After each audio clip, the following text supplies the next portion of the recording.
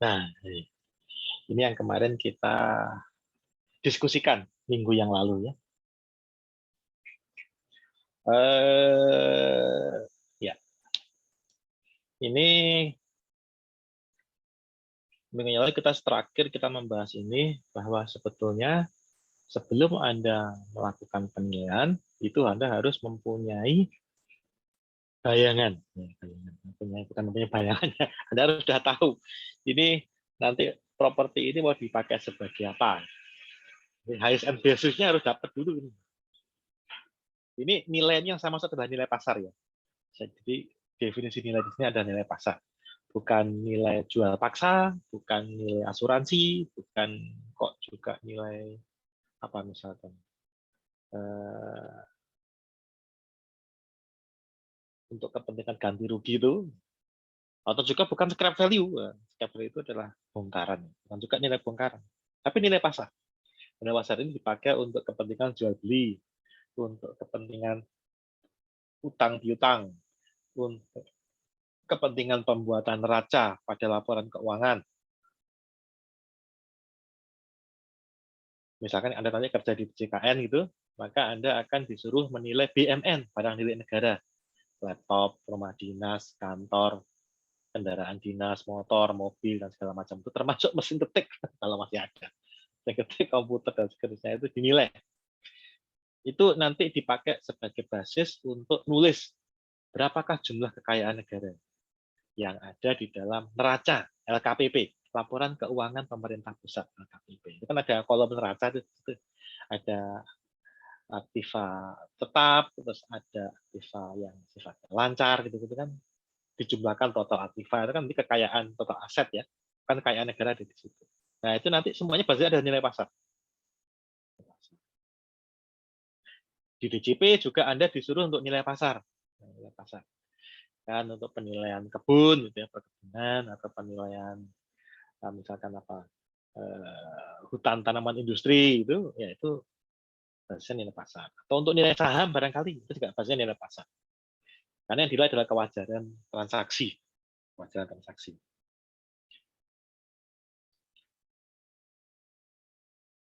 Kalau saham itu misalkan yang dijual belikan saham di bursa itu ya nggak masalah, nggak usah dinilai karena nilainya sudah ada, nilainya sudah muncul di apa itu di bursa, harga bursa setiap hari itu kan kelihatan tuh, bisa dimonitor.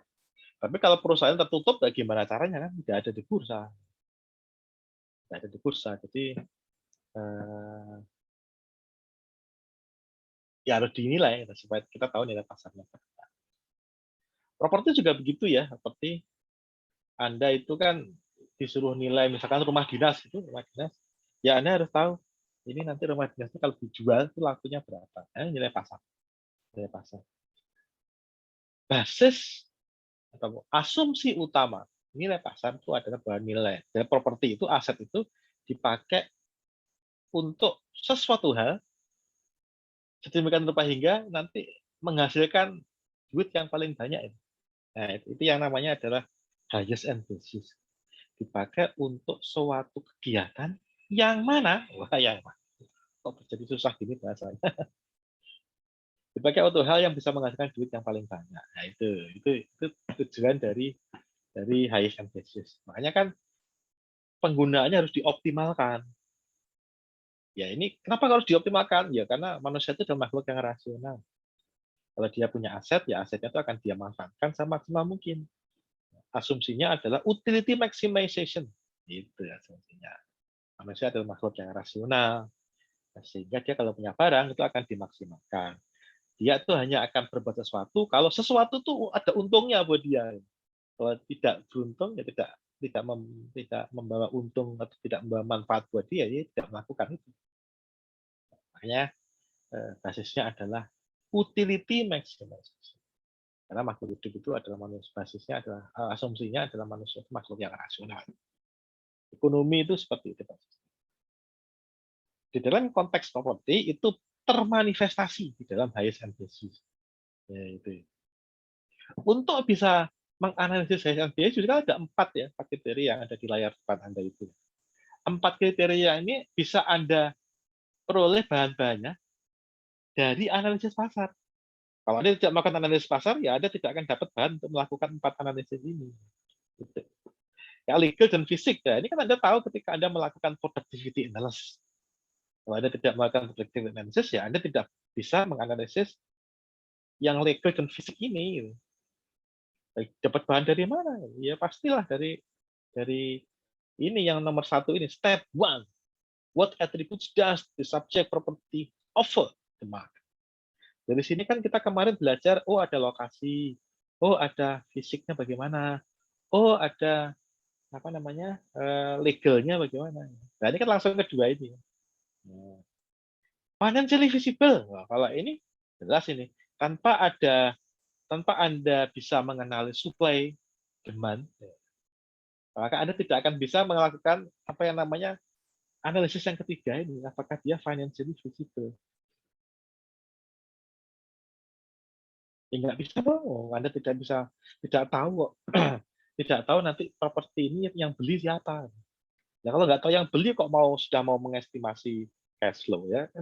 Cash flow itu kan sifatnya kita mencari tahu tahun depan itu nanti yang nyewa siapa ya. Oh tahun depan itu yang beli rumah di daerah ini siapa ya. Kan seperti itu Pak.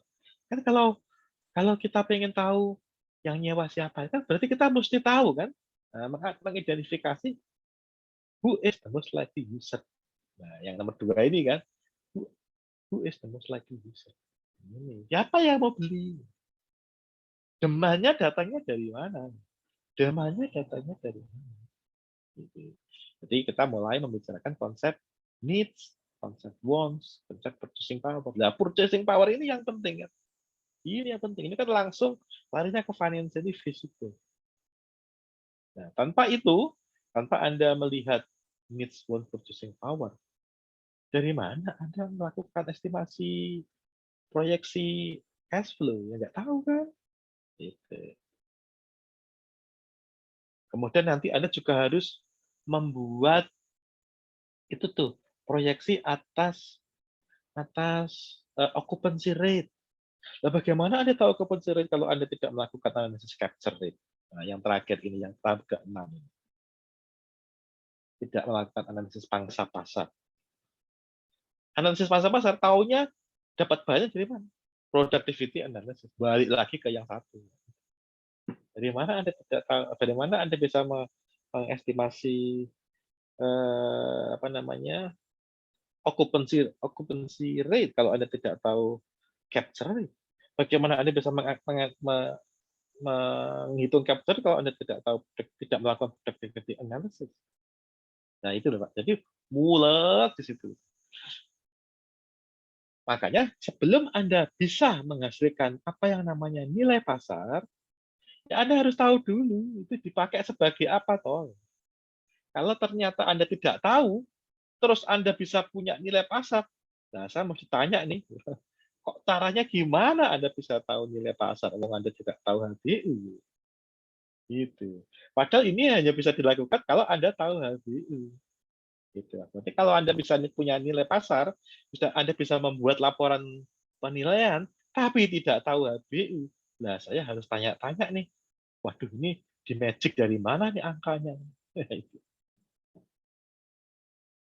HBU ini, Pak, HBU ini kalau Anda tahu tahu HBU, tapi tidak melakukan ini, kayaknya HBU Anda abal-abal.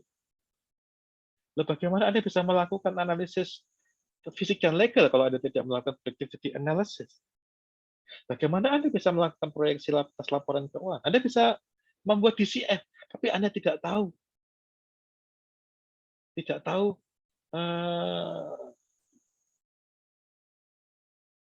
who is the most likely user. Nah, yang mau beli, yang mau nyewa, yang mau pakai itu siapa? Nggak tahu. Lo kok nggak tahu? Kok Anda sudah bisa bikin DCF? Yang beli siapa? Yang nyewa siapa? Nah itu Mas. Makanya harus ini balik ke situ. Makanya yang ini hanya akan Anda bisa bikin kalau Anda melakukan ini. Jadi itu. Karena dengan ini Anda akan tahu tahu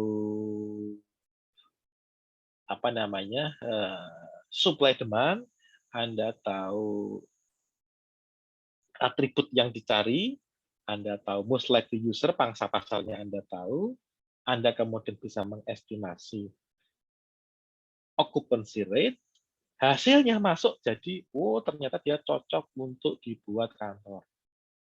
Dinilailah ini sebagai kantor. Nah, ketemulah nilai pasar. Oh, nilai pasar properti adalah 100 juta, misalkan begitu. Nah, makanya benang-benangnya begitu.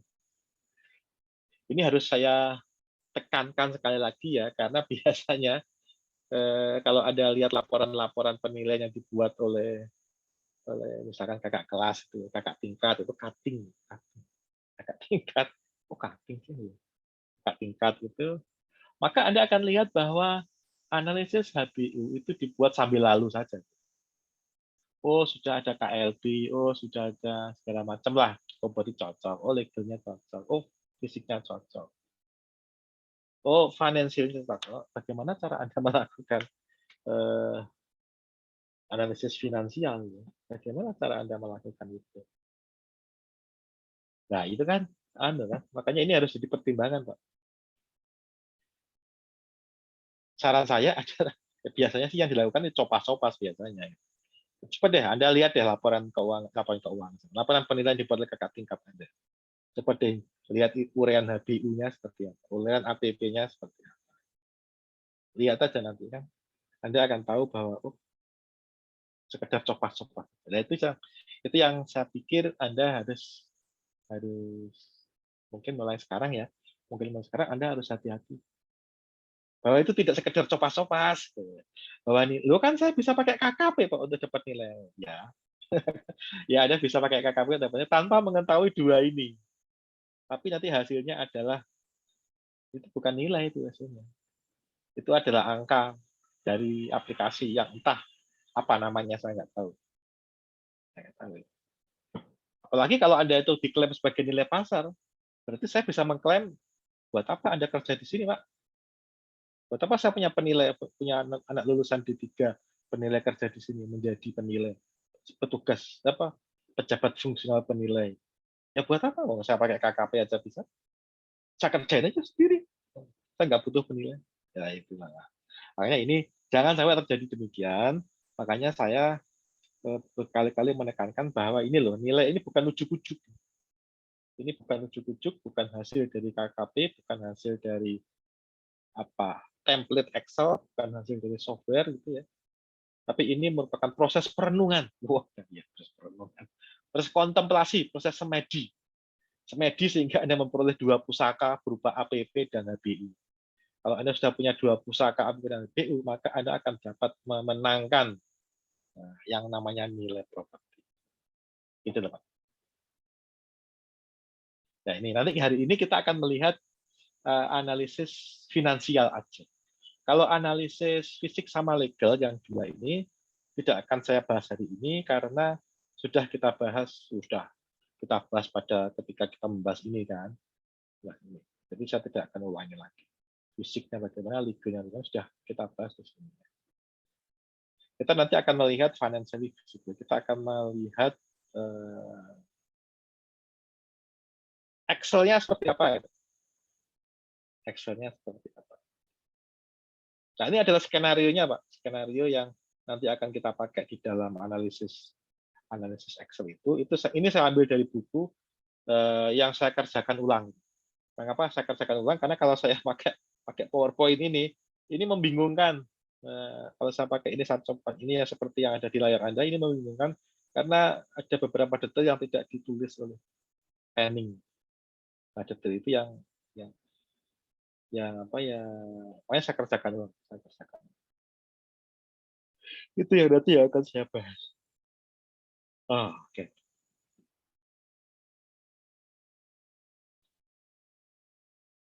Ada dua pendekatan, ada dua teknik ya.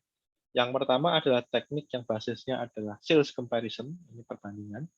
Terus tadi kedua basisnya adalah land residual, sisa, pendekatan sisa itu. Kalau sales comparison ini by end user sales, ini maksudnya adalah gini, ada dua asumsi utama di dalam teknik ini. Yang pertama adalah Jadi saya kira asumsinya ini penting ya. Ya pasti penting kan. Yang pertama adalah dia properti itu nanti tidak akan properti itu akan dipakai sendiri oleh yang beli.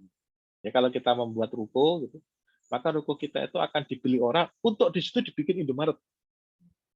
Ruko itu akan dibeli orang untuk dibuat kafe kekinian. Ruko itu dibikin orang untuk panti pijat. Nah, misalkan seperti itu. Itu dia dipakai oleh end user, langsung dipakai untuk usaha. Jadi bukan kok ruko itu dibeli, terus nanti ditulisi dijual tanpa perantara. Bukan begitu. Nah, kalau itu berarti dipakai untuk tujuan investasi. Enggak, tapi ini adalah ruko dibeli oleh end user. Nah, dibilang di sini adalah by end user sale. Dipakai langsung orang untuk jualan. Dipakai langsung orang untuk bikin laundry. Dipakai langsung orang untuk bikin panti pijat. Dipakai orang untuk bikin pet shop.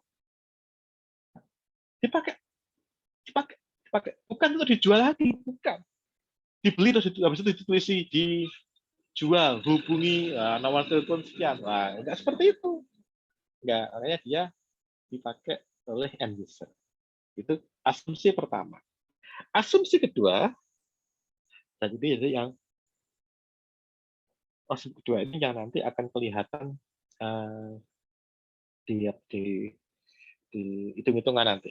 Karena dia modelnya adalah dipakai sendiri, itu dia makanya dia ngelihat bahwa kondisi ekonomi itu tidak mengalami perubahan.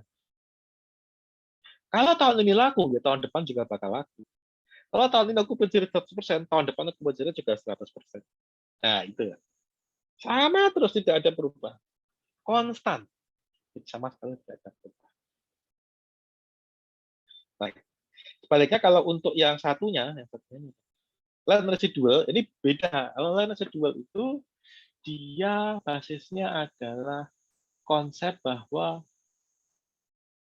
yang beli itu selain dipakai sendiri, end user, bisa juga dipakai oleh orang yang untuk kepentingan spekulasi, untuk disewakan lagi, untuk dijual kembali, boleh aja, nggak masalah.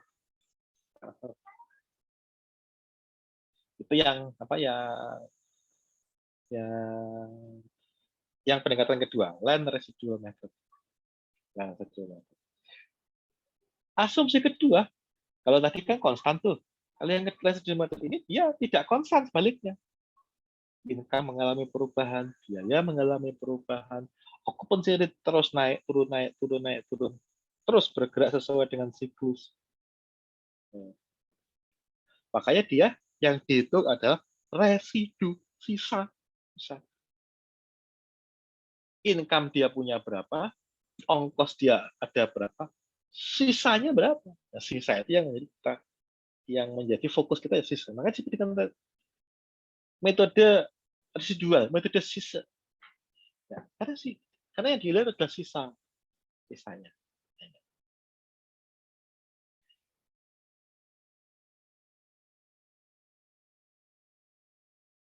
Mari kita lihat ke Excel aja ya. Apakah sudah ganti ke Excel, Pak? Sudah, Pak. Nah, ya, oke. Ini yang pertama, sales comparison. Tidak sini. Sales comparison.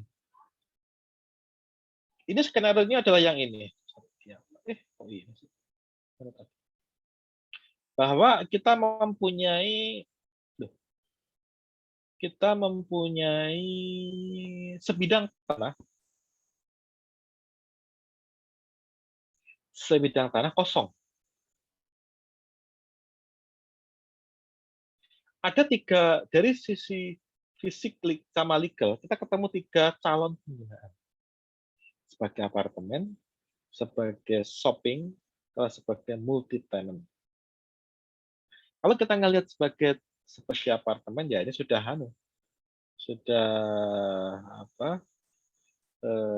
sekarang ini sudah kita bisa hitung nilainya pakai pendekatan perbandingan data pasar. Nilai tanahnya ada sebesar 3. Ini 3. Ini nilai tanahnya ada 3. Ini sebagai apartemen.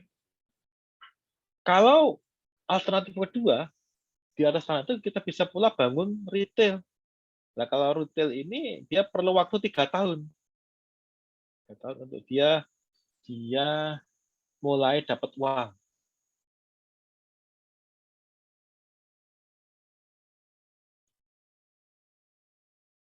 Selain itu, kita juga bisa membangun kantor. Kalau kantor ini kan retail 3 tahun sudah dapat uang nih. Kalau kantor nih 6 tahun, baru dia bisa dapat uang. 6 tahun dia baru dapat uang. Jadi kalau misalkan dia, maaf, kalau misalkan dia apa namanya ini konstruksinya itu makan waktu 3 tahun gitu ya, 3 tahun itu berarti anggaplah dia selama 3 tahun itu dia belum bisa untuk jualan. Ada 3 alternatif penggunaan. Nanti yang menjadi HBU adalah penggunaan yang menghasilkan nilai tanah paling tinggi tadi itu. Ini semuanya physically possible, legally permissible. Nah, sekarang kita ngelihat apakah financially feasible.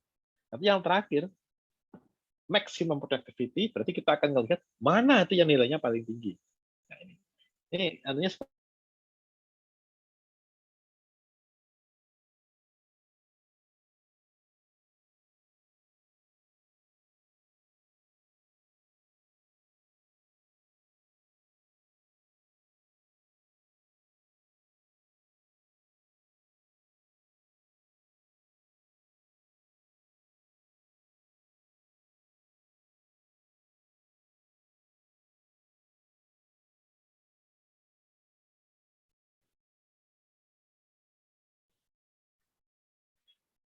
tahun pertama sama tahun kedua kita belum menghasilkan duit karena kan begini. Nah, 3 years. Tuh, 3 years kan. Baru tahun ketiga ini dia bisa menghasilkan uang. Asal dari mana ya? Tinggal 4 kali 6 kali ini. Sehingga kita dapat cash flow adalah seperti ini. Terus nilainya bagaimana? Ya tinggal dikalikan NPV aja, tinggal dibikin NPV aja. Ya rumusnya kayak gini. Untuk discount rate 12 sampai 14%. Loh, kok ada 3, Pak? Ya, ini yang disebut dengan analisis skenario.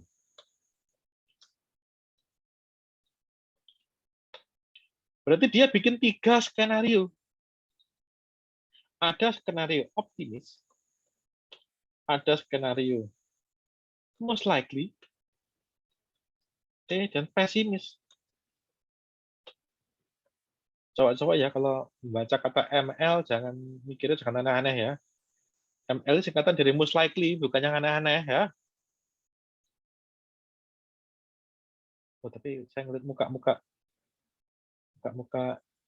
kosong nih berarti bagus loh. ML singkatan dari apa? Mobile Legend, Pak. Iya, Mobile Legends bagus lah kalau singkatannya Mobile Legends. Cocok. Asal jangan singkatan yang itu aja. Ini Mobile Legends boleh lah. Mobile Legends. Oke. Ngomong apaan sih? Ini namanya skenario analysis, Pak. Jadi kita itu kalau kita pakai diskon rate 12%, itu nilainya berapa? Kalau 14%, karena kalau ada perhatikan kan di sini kan begini kan jadinya kan. Sorry. Ini ini aja deh.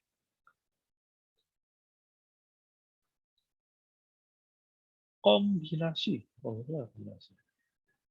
Duh, kok nggak ada? Wah, ini kacau ini.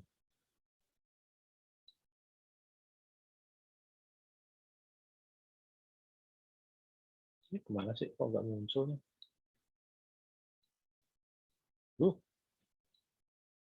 Saya perhatikan di sini. Mengapa kok saya bikin skenario bahwa kok saya sebut bahwa ini itu dia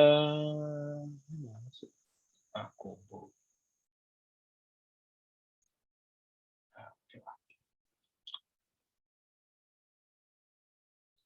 mengapa kok dia itu saya sebut yang ini Kok dia skenario-nya optimis, bukan pesimis? Karena cap rate-nya rendah, Pak. Anda lihat di sini hubungan antara discount rate dengan nilai. Semakin tinggi discount rate, nah ini kan semakin tinggi discount rate, maka nilainya semakin rendah. Semakin tinggi ya. Oh iya. Semakin tinggi discount rate, maka nilainya semakin rendah. Anda lihat sendiri kan. Berarti apa? Kalau kita yakin bahwa kalau kita dapat nilai yang tinggi, ini kan berarti diskon kita rendah, Pak. Nah, makanya saya tulis optimis di sini. Kalau dengan cap rate yang dengan diskon rate rendah, berarti kan risiko investasinya rendah juga. Ingat model CAPM, ingat high risk high return. Semakin tinggi risiko, semakin tinggi pula return. Nah, ini kan return ini sebetulnya. Sehingga 14 sama 12, ya risikonya tinggi 14. Kalau risiko yang tinggi, itu efeknya apa ke nilai? Jatuh, turun. Gitu. Makanya di sini, ini, titik yang ini, dia mempunyai nilai properti yang paling rendah. Nah, paling rendah, Pak. Karena dia risikonya paling tinggi. Seperti itu. Ini hubungannya kayak gini. Makanya kalau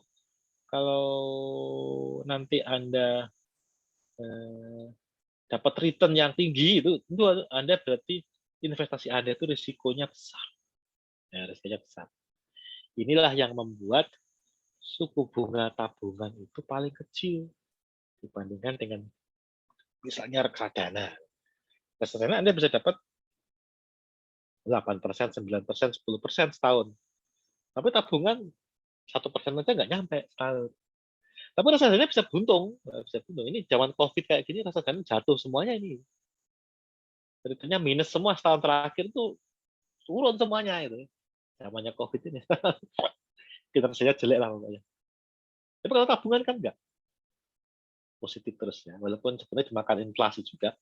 Dimakan inflasi, dimakan pajak, dimakan ongkos admin. Wah, banyak juga yang makan. Mulut-mulutnya menganga ternyata banyak juga. Nah, ini. Jadi kita punya, kalau ini kok kotak begini ya. Kita punya shopping center, nilainya jelas sekian. Aduh, maaf. Bagaimana kalau office perkantoran? Bagaimana kalau perkantoran? Nah, kalau perkantoran, tadi kita tahun ke-6 nih baru bisa dapat duit. Ya. Tahun ke-6 baru bisa dapat duit. Sehingga tahun ke-1 sampai dengan tahun ke-5, zong. Nah, sorry. Wah, bahaya nih.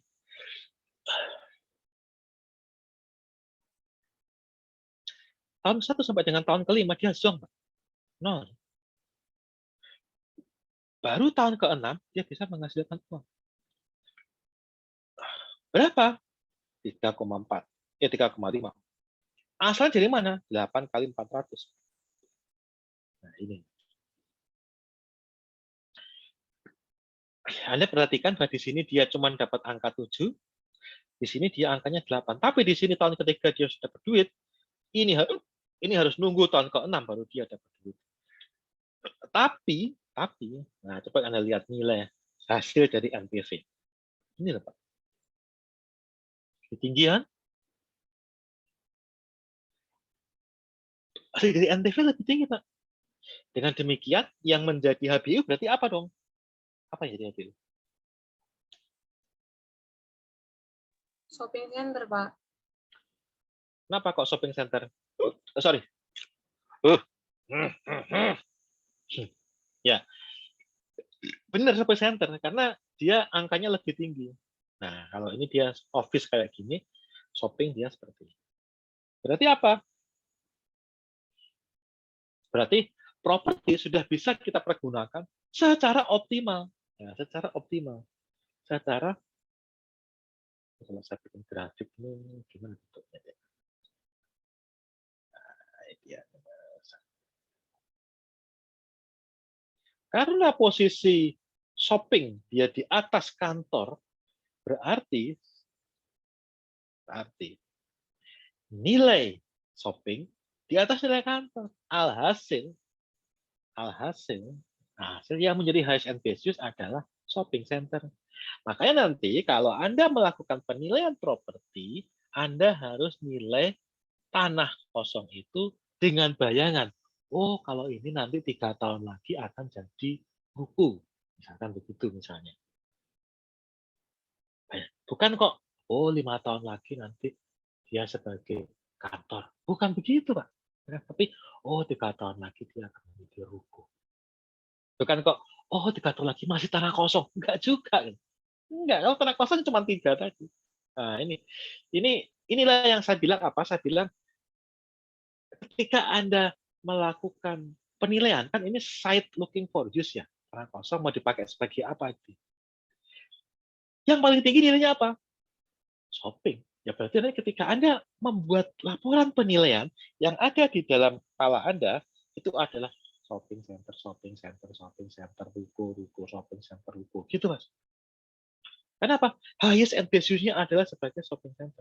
Nah, yang Anda lakukan ini seperti ini namanya adalah analisis untuk analisis finansial untuk ngelihat apakah di NPV-nya positif atau tidak. Ini kan NPV-nya positif ya ternyata kan. Positif ya NPV-nya. Ini kan juga positif ya NPV-nya.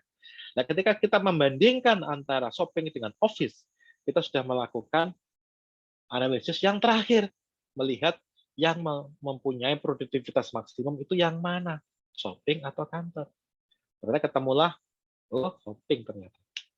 Berarti shopping sebagai highest and best use. Dan nanti ketika Anda menilai di sini, nah ini, ketika Anda melakukan ini, Pak, ini yang tahap terakhir ini, yang ada di dalam otak Anda itu adalah bukan tanah kosong lagi, tapi adalah shopping center.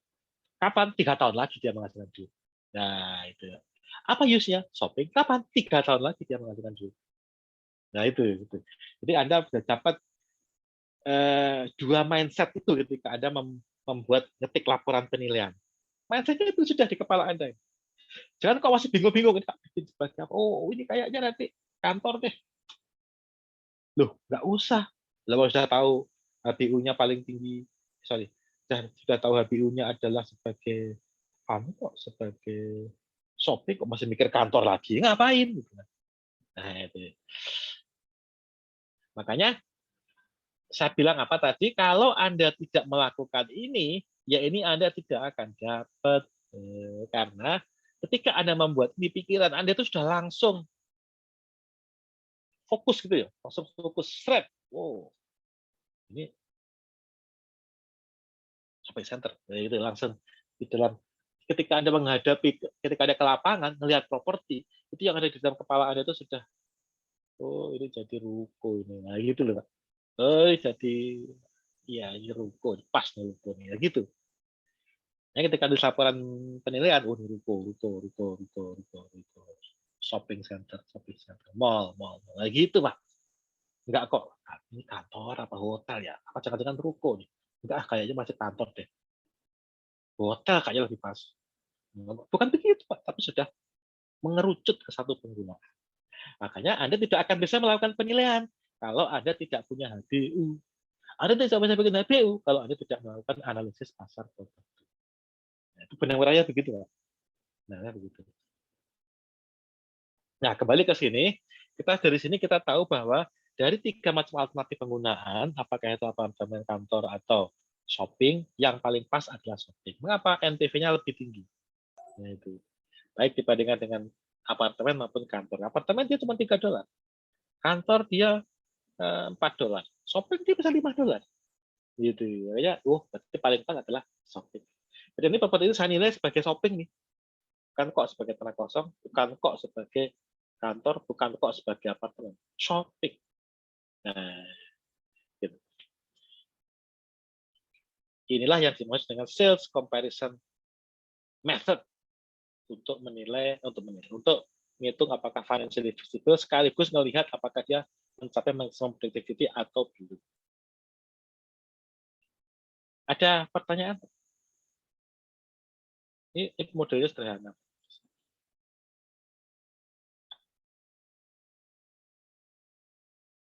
Ini file ada di LMS ya. Kalau nanti ada mau lihat-lihat silakan. LMS ada di situ, siap di situ. Tinggal dicomot aja. Ada pertanyaan? Tidak ada? Saya pikir ini juga sederhana kok. Yang kedua adalah kita pakai yang namanya land residual. Land residual ini ya seperti yang saya bilang tadi, mempunyai asumsi yang berbeda dengan sales comparison. Dia melihat bahwa kondisi perekonomian itu akan terus mengalami perubahan. Dia akan bergerak. Terus dia akan mengalami perubahan. Nah, gitu. Tidak statis seperti asumsi pada pendekatan perbandingan data pasar. Tidak statis, tapi dia selalu terus mengalami perubahan.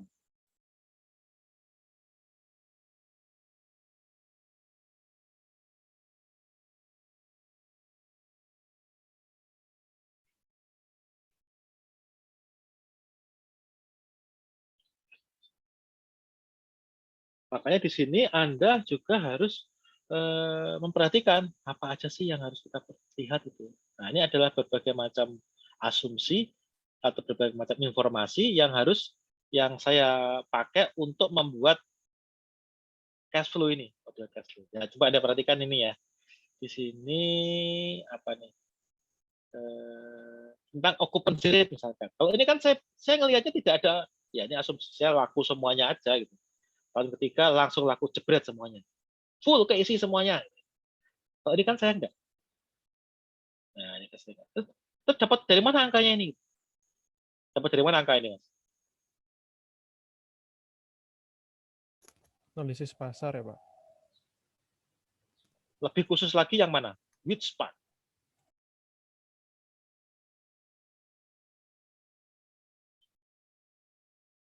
Analisis demand. Dulu sudah lupa kita. Wah, ternyata sudah lupa. Yang mana lebih tepatnya, lebih pasnya dari 6 tahapan itu, di tahapan berapa saya bisa mendapatkan analisis proyeksi atas occupancy rate ini?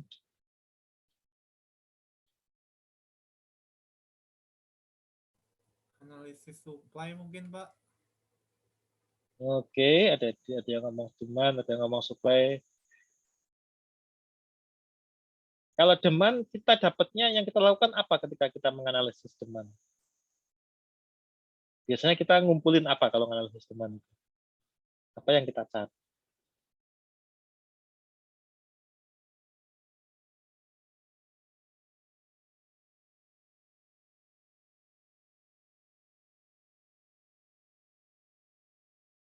Wah, sudah lupa lah. Aduh, kacau ini. Bentar lagi UAS padahal. Kalau analisis supply, apa yang kita cari di situ? Yang kita lihat di analisis supply apa? Banyaknya properti yang ada. Itu biasanya kita apa nih yang kita hitung biasanya? Banyak properti yang ada itu apa? Properti yang dinilai sama properti lainnya yang jadi kompetitornya, Pak. Oke, yang jadi kompetitornya oke. Apa definisi menjadi kompetitor ini apa kira-kira? Ya maksudnya dari mana kita tahu bahwa dia itu kompetitor itu? Propertinya itu yang sebanding sama sejenis, Pak, sama properti yang dinilai. Oke.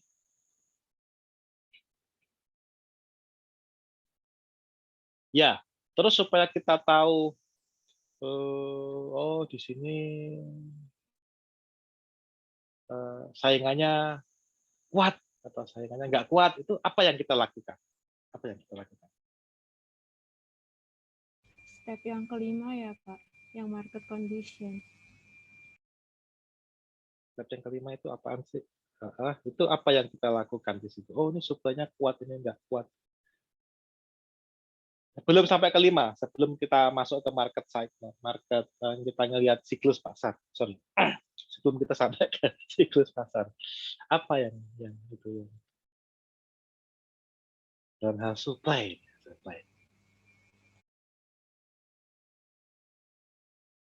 Saya Segmentasi pasar ya, Pak? Segmentasi pasar itu kan kita berarti pada delineasi market kan. Itu kita mengidentifikasi who is the most likely user.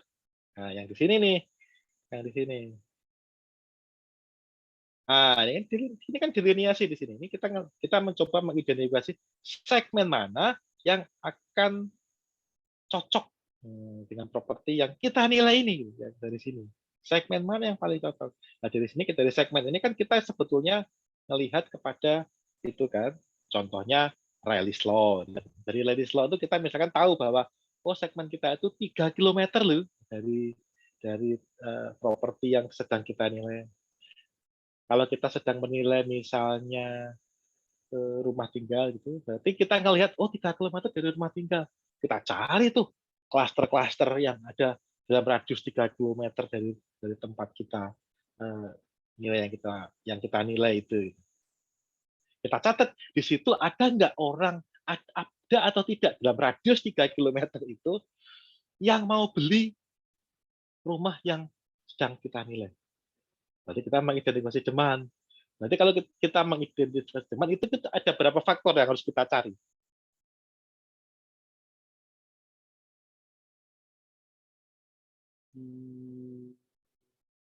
Wah, Ada sudah 5 ya, Pak?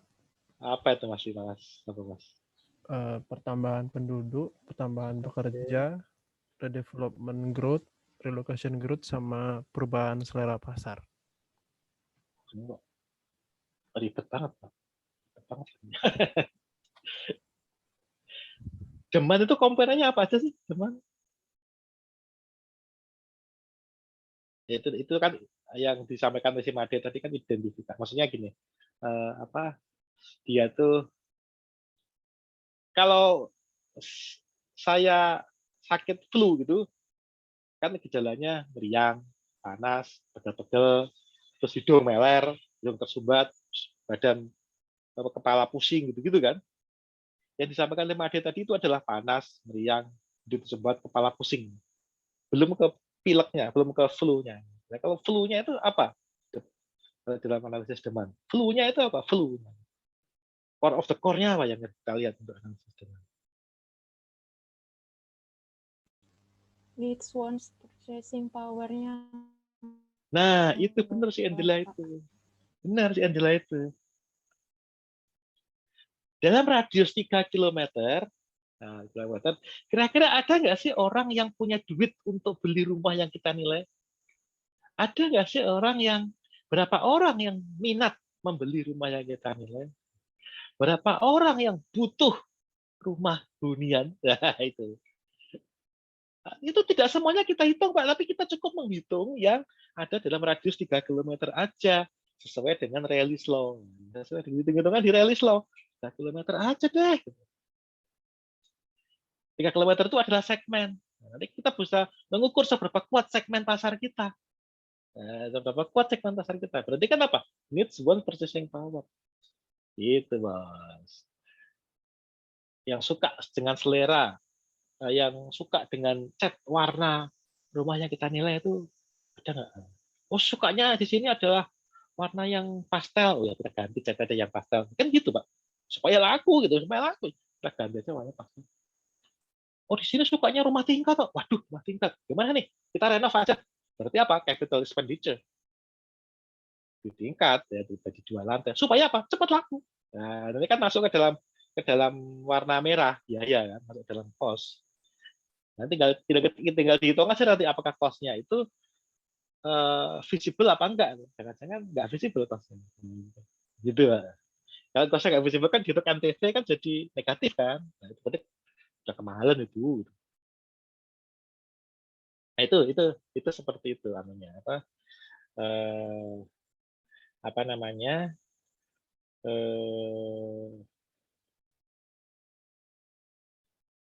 runtunnya itu, runtutannya itu kayak gitu. Runtunnya itu kayak gitu. Ya, oke. Sekarang kembali ke sini. Ini dapatnya dari mana ini? Kalau supply kan yang kita lihat adalah itu kan tadi yang sebanding dengan properti yang kita nilai itu berapa itu ya. Sebanding ini kita bisa ngelihat existing atau kita juga bisa ngelihat yang sedang progres, yang sedang nanti akan masuk ke dalam yang nanti akan dipasarkan, akan dijual dalam 3 atau 4 tahun lagi misalkan. Jadi kita ngelihat masa sekarang dan masa depan. Itu supply. Terus diadu dengan needs, want, sama purchasing power. Ketemulah kita siklus. Nah, siklus. Balik lagi ke sini, ini dapatnya dari mana nih? Dari tahap mana nih? Kalau 6 tahap itu dari tahap mana nih?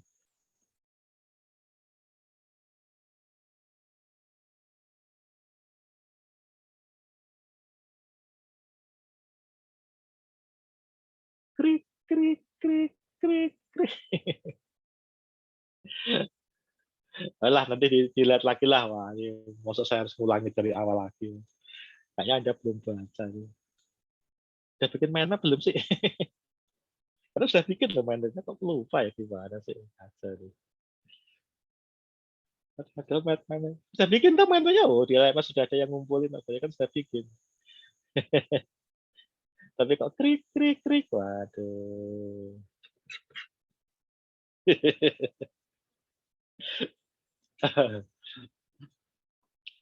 Ya, ini mungkin ya nanti dilihat lagi lah ya. Ini loh Mas, mungkin perlu saya sampaikan ya barangkali ya. Kita nggak tahu nih, ini penyakitnya anak-anak STAN. Penyakitnya anak STAN itu mereka tuh malas kontribusi. Saya tidak menyebut spesifik ya, tapi secara umum itu begitu, malas kontribusi. Karena mereka tidak melihat untungnya apa kontribusi. Untungnya apa? Tidak melihat begitu. Malah yang ada malah rugi kalau kontribusi. Mengapa? Kalau saya kontribusi nanti orang lain kan jadi tahu. Wah, si A jadi tahu. Kalau si A jadi tahu nanti nilai saya kan nanti kalah tinggi dengan si A. Wah, itu seperti itu ya. Kadang-kadang. Tapi saya nggak ngerti apakah itu ada juga di kelas kita atau enggak. Tapi saya nggak tahu. Tapi tipikalnya itu yang saya lihat tuh anak STAN tuh begitu. Karena saya dulu juga seperti itu. Yang saya alami itu juga seperti itu. Teman-teman satu kontrakannya tuh pada diem-dieman itu. Apalagi menjelang ujian tuh diem-dieman. Itu. Tapi ya nggak apa-apa lah ya. Ya, itu bukan saya sih termasuk orang yang tidak setuju dengan budaya seperti itu karena ya itu persaingan boleh lah ya. Tapi kalau setiap orang di dalam kelas itu dapat IP 3,2 kan apa nggak senang kita gitu. Iya kan? Daripada satu orang dapat IP 3,9, tapi ada juga temannya dapat IP 2,5, itu kan ngenes kita kan. Apa 2,8 itu kan ngenes. Itu kapitalis kalau gitu tuh. Lambok rata aja 3,2, 3,25, 3,3. Nah, itu kan lebih yang itu. Ya kita toh saya dapat IP tinggi kan juga tidak merugikan orang lain. Gitu. Tapi ya nggak apa-apa, itu terserah lah. Anda sudah dewasa lah ya, sudah dewasa tidak akan menyuruh Anda untuk berbuat.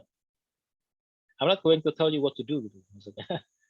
Apa sih tidak menyuruh Anda berbuat sesuatu ke arah sesuatu.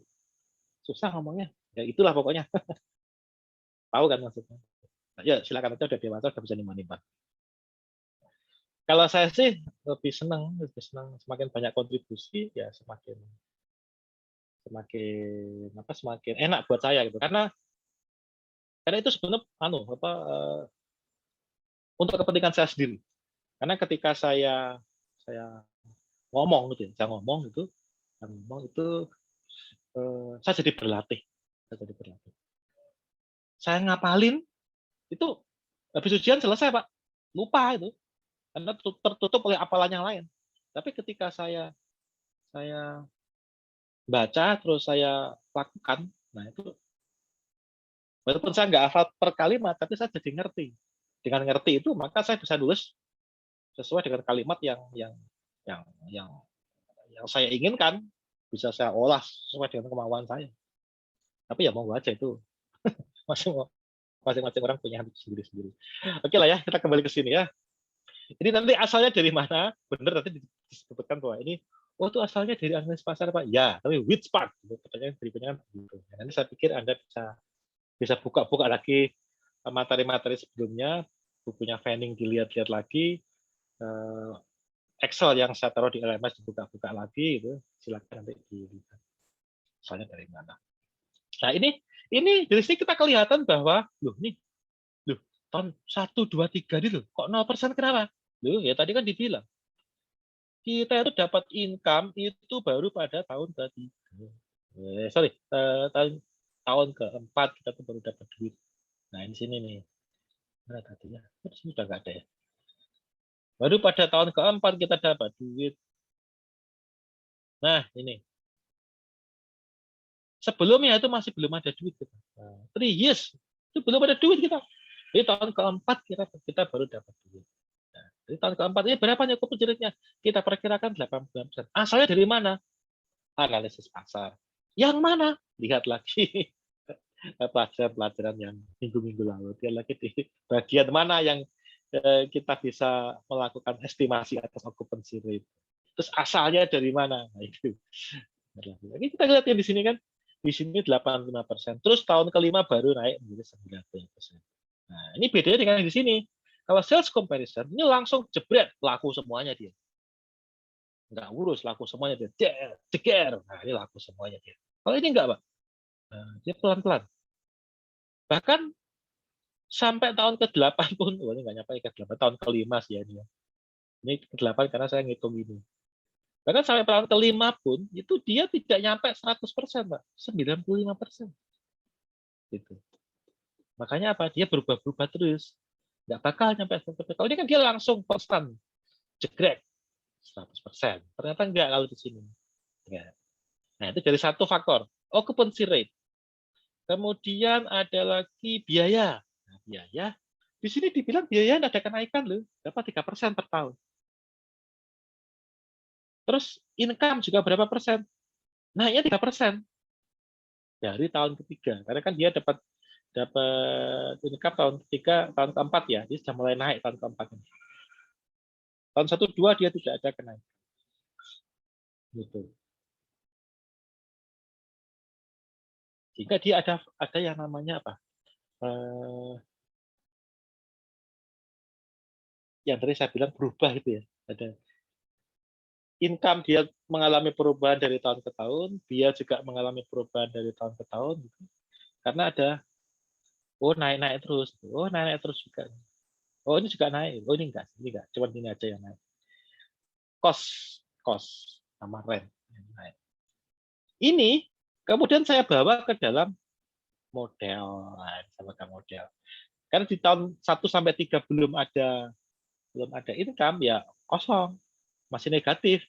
Apa berarti? Berarti masih cost aja, alias holding cost. Holding cost ini adalah cost ketika dia itu masih berupa kosong, belum di develop gitu. Ketika dia di develop, holding cost berubah menjadi operating cost sama fixed cost. Nah, di tahun 1 sampai 3 ini masih negatif, Pak. Bangunannya belum jadi gitu, belum jadi dijual. Belum dapat duit kita. Masih negatif ya. Baru tahun keempat dia mulai menghasilkan uang. Nah, makanya di sini saya tulis tahun keempat dia menghasilkan uang. Berapa? Ini cara ngitungnya. Prinsipnya begini. Nanti rumusnya sebetulnya rumus compound interest ya, biasa lah ya. Seperti yang Anda pelajari di manajemen keuangan, dipelajari di akuntansi, dipelajari di apa lagi, pengantar penilaian gitu-gitu ya, compound interest. Itu. Sehingga di sini dapatnya saya adalah dari luas terbangun berapa nih? Yang bisa disewakan 100.000 dikalikan dengan per meternya berapa. Nah, tahun pertama dapat sekian, tahun kedua tidak naik kan? Naiknya tahun ketiga dia baru naik berapa? 3%. Nah, berarti dia mengalami kenaikan sebanyak 3%. Tahun keempat naik lagi 3%. Tahun kelima naik lagi 3%. Dan seterusnya. Ini angkanya kemudian saya bawa ke atas. Tuh, ini dia tahun keempat dapat. Mengapa kok ini 0? Ya, karena dia dibilang bahwa duit itu mulai masuk pada tahun keempat. Mulai positif dia tahun keempat. Gitu. Vacancy ya tinggal dikaliin aja kan. Kalau tahun keempat berarti berapa persen? Oh 85%. Berarti kan 15%-nya. Kalau okupansinya 85%, berarti vacancy berapa? 15%. Berarti efektifnya adalah sekian, dikurangi dengan operating cost sebesar 30%, ketemulah netnya seperti ini. Terus terakhir, di akhir tahun kelima, ada tempo reversion. Reversion yang cara ngitungnya adalah seperti ini. Reversion ini berarti si investor, dia itu hanya megang propertinya selama 5 tahun aja. Pada tahun kelima dijual. Tahun kelima dia dijual.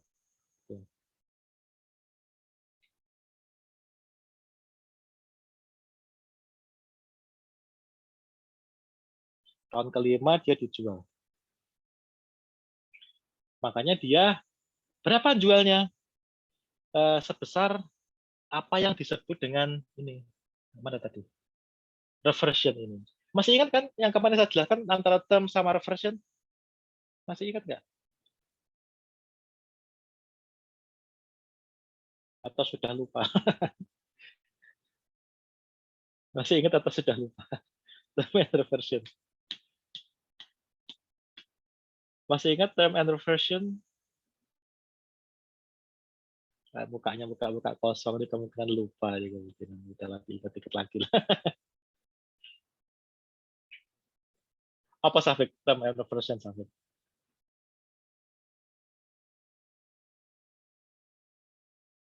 Reversion aku nggak tahu, Pak. Tuh kan lupa. Minggu lalu sudah dijelasin tuh. Term and reversion itu begini, Mas. Saya jelasin lagi nih. Dia buang-buang waktu sebetulnya. Ya, nggak apa-apa lah ya ini. Hapus saja nih. Ingat-ingat ketika Anda ke Jurang Mangu tahun 2020. 2020 ya? Ke Jurang Mangu ya ada? 2020 apa 2019 akhir? 2019 akhir ya? Ya, Pak. 2019 akhir ya, betul ya. Bareng saya berarti itu. Saya juga ke Jurang Mangu itu 2019 akhir. Bareng. Tapi saya waktu itu ketika Anda kuliah pertama awal itu saya nggak ngajar itu. Karena saya kemana waktu itu ya? Ada penugasan kemana itu? Sehingga nggak ngajar. Oh, ke Belanda. Saya ke Belanda waktu itu. 2 minggu di sana juga nggak ngajar. 2 minggu pas seminggu ya? Lupa saya. Seminggu kayaknya. Ada training mengenai itu, mengenai perpajakan internasional. Oke, kita mulai lagi. Ingat-ingat ketika 2019 akhir Anda kuliah di STAN, kontrak rumah apa kos dulu? Kontrak ya. Kalau di Jurang kontrak ya rata-rata ya. Kontrak berapa lama? Kebanyakan, Pak. Kenapa? Oh, kos. Bukan ngontrak, Jurang biasanya ngontrak tuh. Orang-orang di sekitar kampus tuh pada gila-gilaan tuh. Nggak masuk akal tuh. Bukan ngontrak ya? Kos ya rata-rata ya? Oke, kos sama aja lah. Kos berarti bayarnya berapa bulanan? Atau Tahun, Pak, biasanya. Ya, itu kan berarti ngontrak itu bukan nggak kos itu setahun kan? Langsung full setahun ya. Nah, berarti kontrak tempo adalah 1 tahun. Nah, kan begini.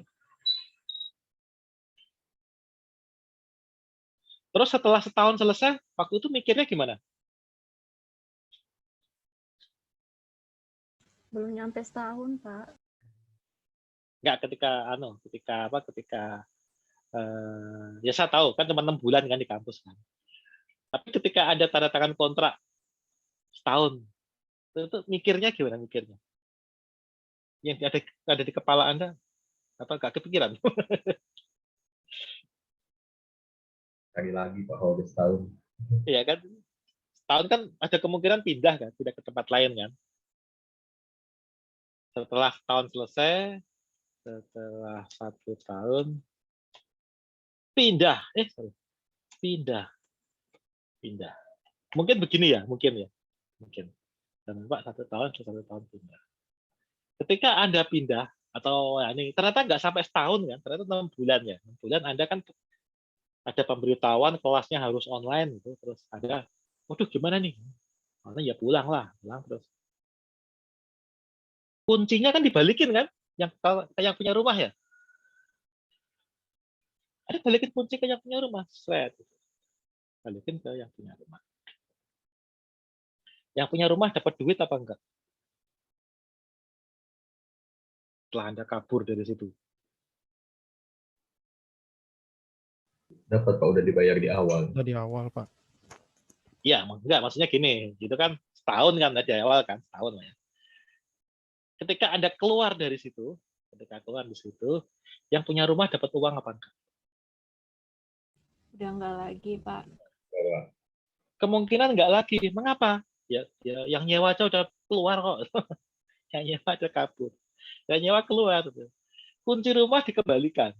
Berarti aset yang semula Anda pegang berupa rumah dibalikin ke yang punya. Simbolnya apa? Kunci. Simbolnya ini Pak, kuncinya Pak. Oh, tak balikin oh. Walaupun duit saya nggak ikut balik, tapi kuncinya tak balikin. Terpaksa. Kan begitu ya? Simbolnya adalah kuncian. Berarti asetnya adalah kembali kepada yang punya rumah. Padahal aslinya ketika yang punya rumah nyerahin kunci ke Anda, ketika itu asetnya diserahkan ke Anda. Simbolisnya berupa, ini kunci tak kasih, silakan dipakai rumah saya. Yang punya rumah ini kehilangan aset itu, kehilangan ya. Quote unquote kehilangan. Mengapa? Karena pacta sunt servanda.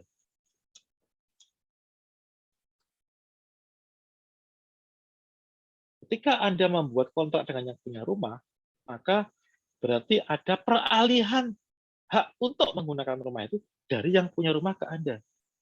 Dan yang punya rumah harus patuh loh. Harus patuh. Mengapa kalau nggak patuh gimana? Oh, Anda bisa bilang, bos ini gimana sih? Ini loh, kok Anda enak aja masuk rumah yang sudah saya kontrak? Nggak bisa loh. Ini bunyinya di sini adalah tuh. Ini rumah sudah punya saya ini dalam waktu setahun. Punya saya nih. Jangan sembarangan masuk ya tanpa seizin saya. Anda bisa bilang begitu ya. Nggak boleh Anda masuk kalau tidak ada seizin saya. Nih, pacta sunt servanda. Berlaku laksana undang-undang bagi para pihak yang terlibat. Oh, gitu bos. Nah ini, ketika Anda pulang kampung, sampai sekarang di kampung, nggak balik lagi ke Jurangmangu. Mungkin sampai lulus nanti Anda juga tidak akan kembali ke start lagi kemungkinan. Itu kan berarti balik lagi aset dikembalikan ke yang punya. Simbolnya adalah berupa kunci.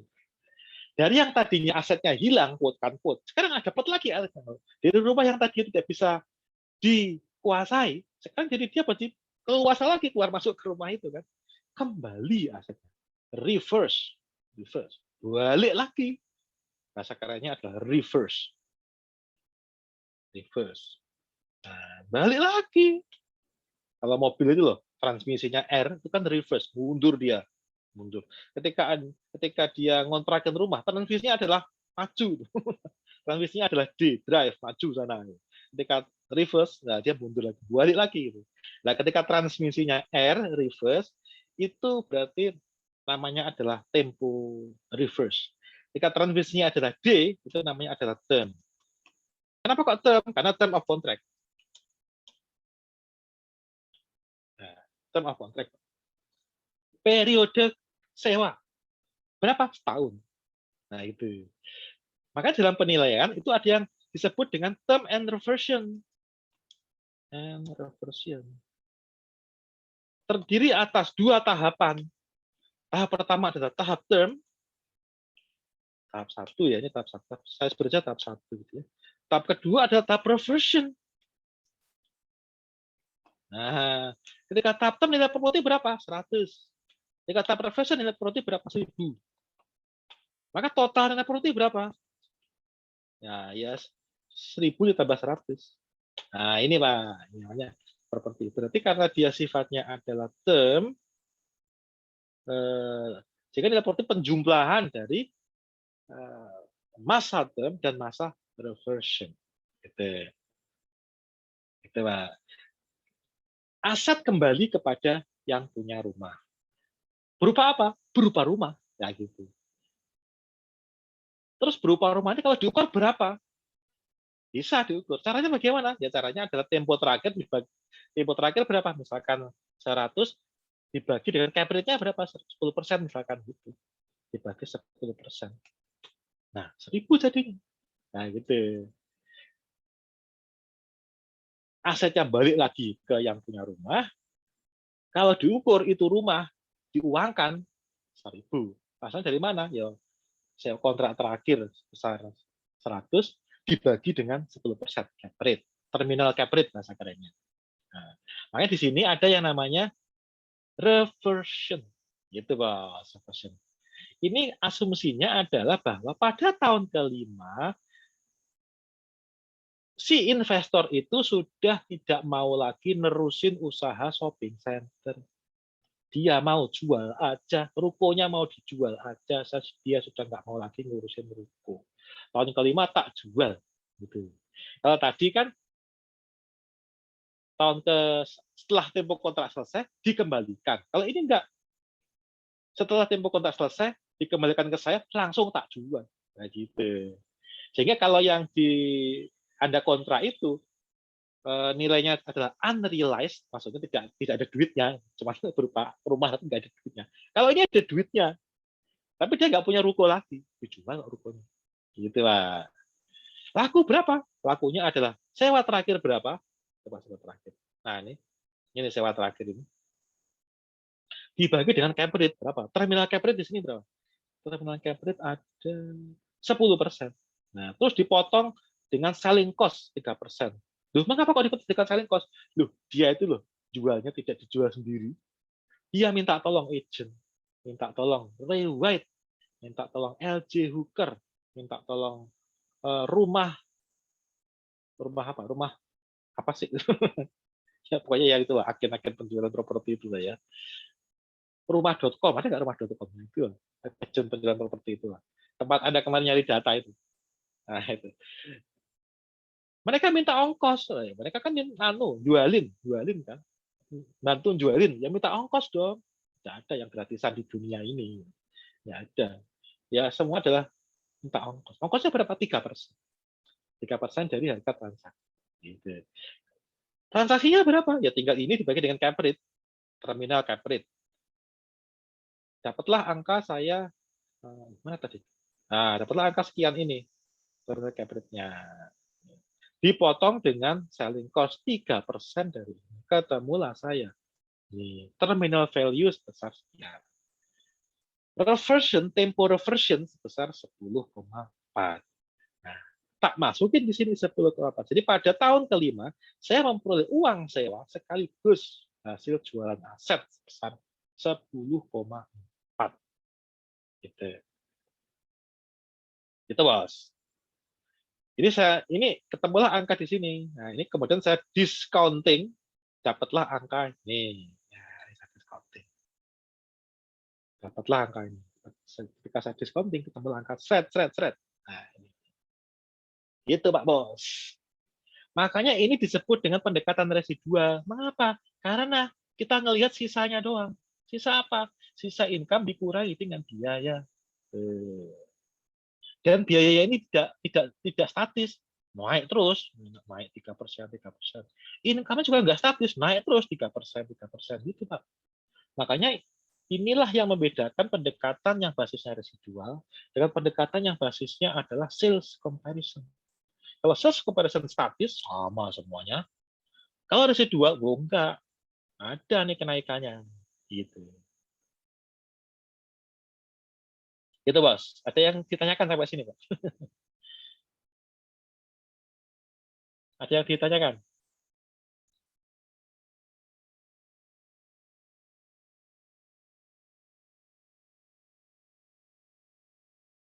Nggak ada? Nggak ada.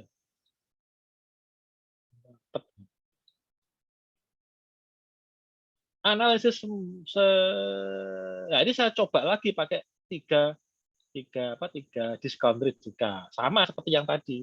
Ini adalah optimis, ini adalah ML, ini adalah pesimis. Nah, itu ya. Optimis, ML, sama pesimis. Tiga skenario ya.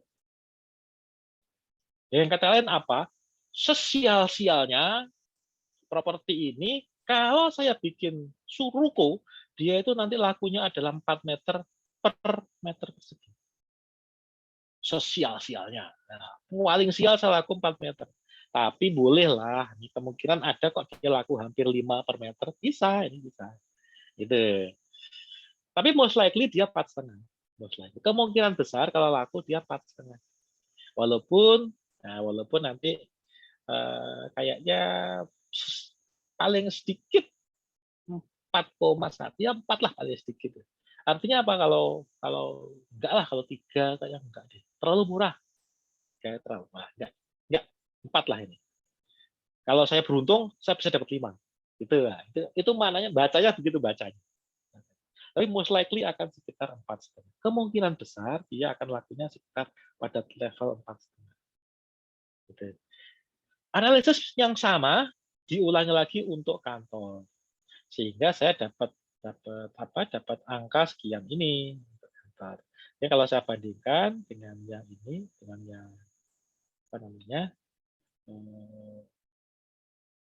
ruko, nah, saya dapatlah kok nggak mau.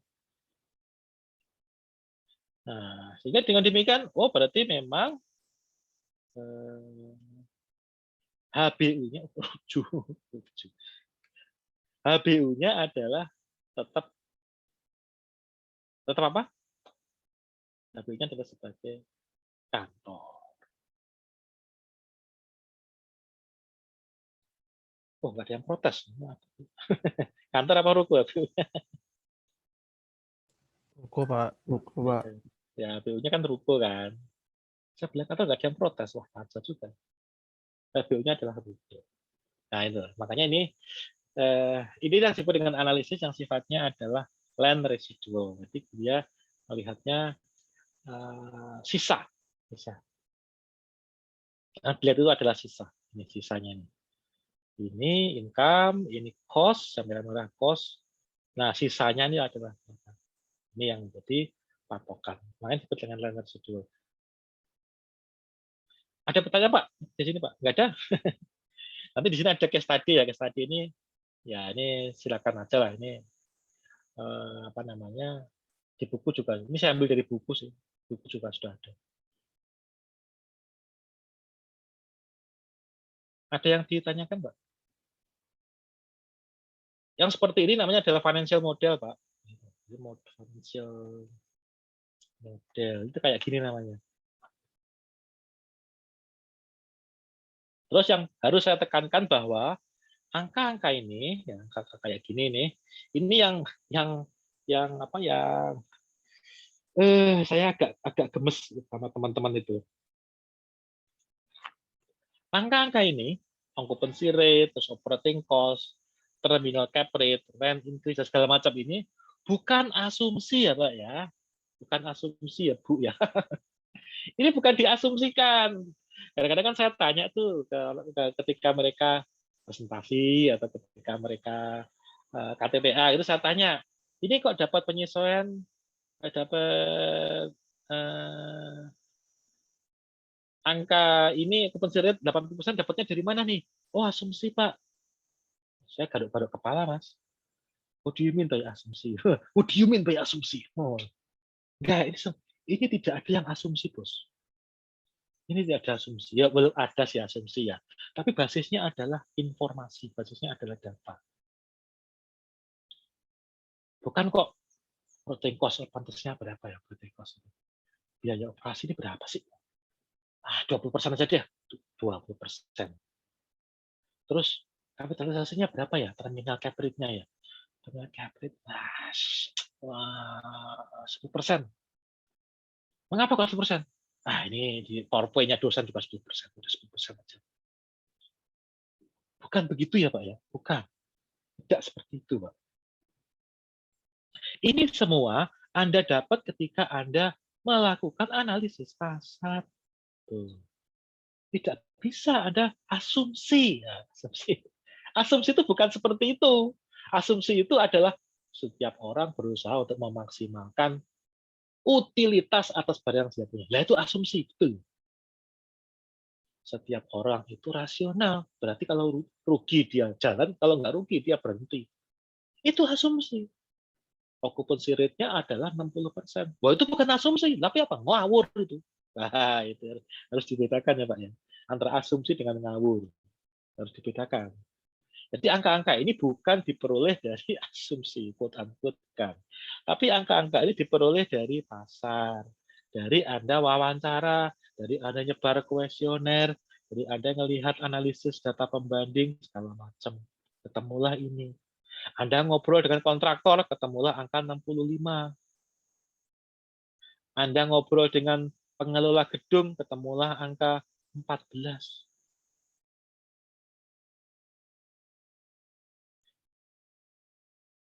Gitu, Pak. Anda ngobrol dengan broker, ketemulah angka 3%. Gitu. Nah, ini yang ya definisi ngobrol ini macam-macam, Pak. Anda bisa nyebar kuesioner, bisa bikin Google Form gitu, terus disebar, shred. Itu nanti Anda ketemu angka, misalkan Anda nyebar kuesioner ke mana? Ke broker, pengen tahu selling cost-nya berapa. Nah, Anda cari list broker di daerah Anda. Anda kan kemarin Anda sudah melakukan delineasi pasar ya, 3 kilo kan? Dari hasil rilis lo 3 kilo. Nggak ada cari broker di 3 kilometer itu, siapa aja brokernya. Cari satu-satu. Terus dikasih kuesioner. Suruh ngisi. 3%, 3%, ini 4%, ini 5%, ini 1%, ini 2,5%. Di rata-rata, 3%. Gitu lah. Sebarin kuesioner. Nggak ada yang balikin. Nggak ada yang balik. Waduh, gimana nih? Ya telepon. Diajak ngobrol, diajak ngopi. Nah, ngopi-ngopi, sambil ngobrol, sambil makan, sambil ngopi, tanya-tanya. Bahasa kerennya adalah focus group discussion. Focus group discussion ini tidak akan jalan kalau Anda tidak punya network, tidak punya kenalan. Anda harus punya kenalan, punya jaringan. Bahasa kerennya adalah gatekeeper. Anda harus punya jaringan. Makanya harus perkuat tali silaturahim. Wah, supaya kita punya jaringan. Dengan Anda punya jaringan, maka bos, selling cost-nya berapa sih di tempat lu? Oh, kita 2% doang. 2%. Nelpon lagi, cuy, tempat lu berapa kalau jualan? Apa yang masih tempat lu minta fee berapa? Oh, kita 3%. 3%. Di rata-rata, Pak, ketemulah 3%. Nah, gitu loh, Pak. Ini juga sama, caranya juga sama. Ini juga sama. Terus ini juga sama, gitu ya. Ada ini semua dapatnya dari pasar, Pak. Ini apalagi ini juga dari pasar dapatnya kan. Ini produk, salah satu produk dari salah satu step dalam 6 step itu adalah ini, estimasi occupancy rate. Nah, itu Pak, itu yang ingin saya sampaikan. Jadi ini bukan asumsi ya. Makanya penting banget Anda punya database. Penting sekali. Kemarin sebelum UTS Anda sudah berlatih untuk membuat database. Dan tidak mudah kan? Tidak mudah itu. Susah. Tidak mudah. Nggak mudah. Apalagi yang sifatnya kayak gini, ini nggak mudah. Memang kalau untuk sifatnya kayak kuesioner gitu, itu kemungkinan besar memang response rate-nya rendah, biasanya rendah. Makanya saya lebih menyarankan untuk Anda tidak usah pakai kuesioner deh, tapi pakainya adalah fokus grup aja. Ngobrol itu maksudnya, ngobrol, diskusi, ngopi-ngopi, ya ngopi-ngopi lah. Makanya perluas network. Bikin network, cari kenalan sebanyak-banyaknya, supaya kita bisa saling kontak-kontakan, saling info gitu-gitu lah. Ini jelas ya Pak ya. Jadi ini bukan asumsi ya Pak ya. Saya tidak salah satu ini kakak kelas Anda itu ada yang memberikan testimoni bahwa belajar penilaian itu ribet karena banyak asumsi. Saya jadi mikir, iya sih kita ada asumsi, tapi nggak gitu-gitu amat kali itu. Nah, gitu-gitu amat. Ternyata yang dia masalah asumsi itu ada seperti ini. Gitu. Oh, operating cost kita asumsikan 30%. No, itu bukan diasumsikan, tapi itu Anda ngawur. Gitu. Cap rate kita asumsikan 8%. No, itu bukan diasumsikan, itu ada ngawur itu. Cap rate bukan di-assume. Tapi cap rate itu dicari, diekstraksi dari data pembanding. Itu Pak. Itu yang apa yang yang harus saya sampaikan. Nanti ada pertanyaan Pak di sini Pak. Silakan Pak kalau ada yang mau tanya Pak. Monggo. Ini saya sekalian itu ya, sekalian apa namanya? Sekalian curcol. Kok curcol sih enggak curcol lah ya. Ini berusaha menyampaikan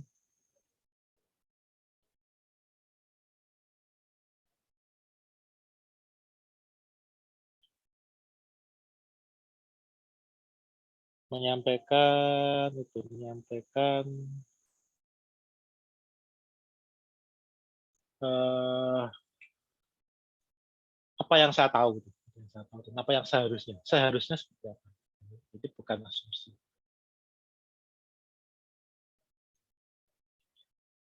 Kalau tidak ada pertanyaan, saya akan lanjut ke yang namanya simulasi. Yang bertanya, Pak. Oh, monggo Mbak Angel. Jadi kalau misalnya dua pendekatan ini berarti bisa dipakai semua jenis properti ya, Pak. Terus kalau misalnya propertinya rumah itu income-nya 0 gitu, Pak. Oke. Rumah itu income-nya 0. Bentar. Kita sebetulnya melihat highest and best use itu maksudnya rumah dipakai sendiri kan maksudnya? Iya, Pak. Ya, oke. Kalau Anda ada dua cara yang bisa dipakai. Kan kita itu mencari mencari yang maksimum gitu ya, yang penggunaan yang maksimum, yang nilainya paling tinggi gitu ya. Yang nilainya paling tinggi. Berarti kalau kita menganalisis rumah yang kita tinggali, itu ada dua cara. Yang pertama adalah kita assume nih, maksudnya gini, kita assume bahwa tanah yang kita pakai ini adalah kita lihat sudah terbangun, tanah terbangun. Makanya ini kembali ke sini nih. Mana slide saya yang minggu lalu mana ya? Nah, ini tanah kita assume sebagai tanah terbangun, bukan assume memang sudah terbangun, ada rumahnya di situ ya. Kalau sudah ada rumahnya begitu, kan kita tiga opsi, Mbak. Yang pertama kita anggaplah tidak ada perbaikan, bukan perbaikan, tidak ada perubahan sama sekali. Jadi rumahnya itu tetap seperti sekarang, existing ya, berarti kan dipakai sendiri dan segala macam lah. Terus cara nilainya bagaimana? Ya Anda nggak bisa nilai dengan menggunakan income kalau begitu. Cara yang paling cocok adalah dengan menggunakan pendekatan perbandingan data pasar. Paling cocok gitu, guys. Paling jos. Cari data pembanding yang mirip dengan yang sebanding lah ya, yang sebanding dengan yang rumah yang buat tempatnya sekarang. Itu satu. Berikan alternatif pertama sebagai rumah tinggal. Alternatif kedua taruhlah sebagai misalnya nih ruko, bolehlah ruko. Kalau ruko berarti yang opsi kedua. Berarti apa? Ini kita renovasi nih. Kita renovasi, kita bikin tarombak yang depan itu kita jadiin kios. Nah, itu. Yang belakang untuk tempat tinggal, ya itu rumah sama toko kan. Yang belakang kita jadiin tempat tinggal, yang depan kita jadiin kios. Direnov berarti. Direnov. Berarti kan ada, nanti kalau kita bikin ruko, kita nanti kan bisa dapat income. Income-nya dari mana? Income-nya bisa dari, mungkin rukonya kalau kita sewain, bisa ada orang yang mau nyewa, kemungkinan. Atau rukonya kita pakai sendiri, kita pakai jualan. Berarti pakai metode profit itu bisa. Metode profit bisa. Kita mencoba untuk mengestimasi sewa dari omset dagangan. Nah, metodenya namanya metode profit. Saya nggak tahu apakah Anda di pengantar penilaian properti diajari metode profit atau tidak. Tapi kalau metode Anda belajar dari Pareto Institute, saya sih enggak ya. Karena metode itu tidak dikenal di US, dikenal di UK metode ini. Kalau Anda punya rukonya dipakai jualan sendiri, bikin toko gitu ya, jualan sendiri. Terus omsetnya itu taruhlah setahun itu 100 juta misalnya. Saya ngawur aja angkanya, 100 juta misalkan. Itu kan offset, Pak. Offset ya. Kalau 100 juta itu kita pakai sebagai landasan untuk menilai, salah. Mengapa salah? Itu adalah income yang diperoleh dari bisnis, bukan income yang diperoleh dari ruko. Nah, income yang diperoleh dari ruko itu apa? Sewa, bukan omset dagangan. Terus bagaimana kita tahu bahwa dia itu diperoleh, kalau kita tahu omset berapa dia disewakan, sewanya berapa? Kita pakai pendekatan yang namanya pendekatan profit. Dalam pendekatan profit itu, asumsinya adalah bahwa yang menyelenggarakan kegiatan usaha itu beda dengan yang punya properti. Ya kan biasanya kan begitu ya. Kalau kalau Anda belajar bisnis yang benar kan begitu ya. Bisnis itu harus dipisahkan dari pribadi. Berarti yang menyelenggarain usaha itu bukan bukan pemiliknya, tapi orang lain. Tapi kan saya juga yang menyelenggarain, Pak. Nah, berarti Anda berarti punya kepribadian ganda sebagai pemilik sekaligus sebagai pengusaha gitu. Uang Anda sebagai pemilik jangan dicampur adukkan dengan uang Anda sebagai pengusaha. Jangan. Gitu. Sebagai pemilik, nanti Anda dapat bagian berupa dividen, pembagian laba. Misalkan labanya adalah omsetnya 100 juta, labanya adalah 20 juta, yang 10 juta punya Anda, yang 20 juta, yang 10 juta lagi punya toko. Nah, punya toko. Labanya toko, bukan laba Anda. Nah, itu seperti itu, harus dipisahkan seperti itu. Dan ini juga Anda pelajari di mata kuliah akuntansi. Akuntansi kan begitu yang dianut ya.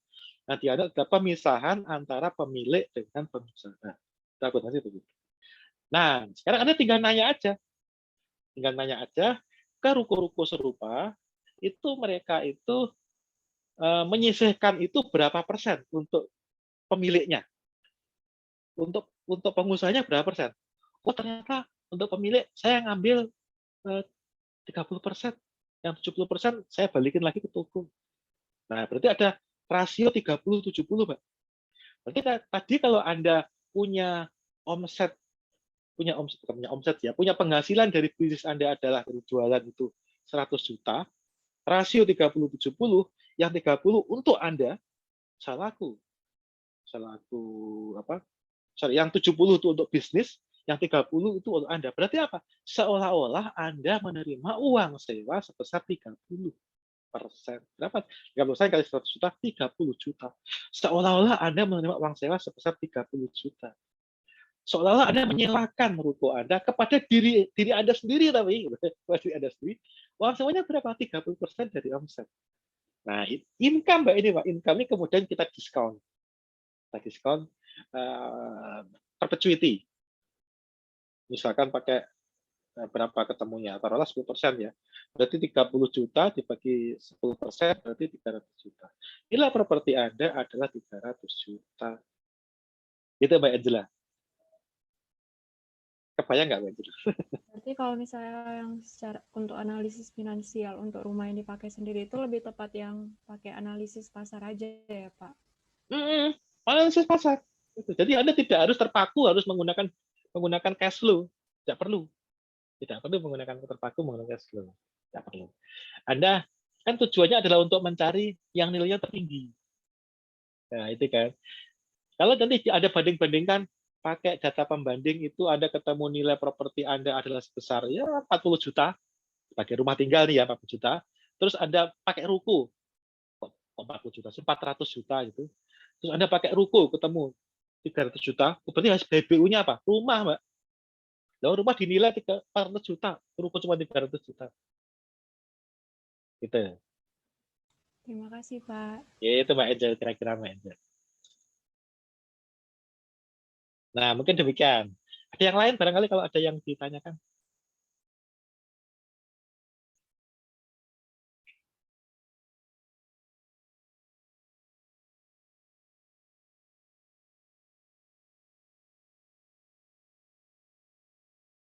Tidak ada?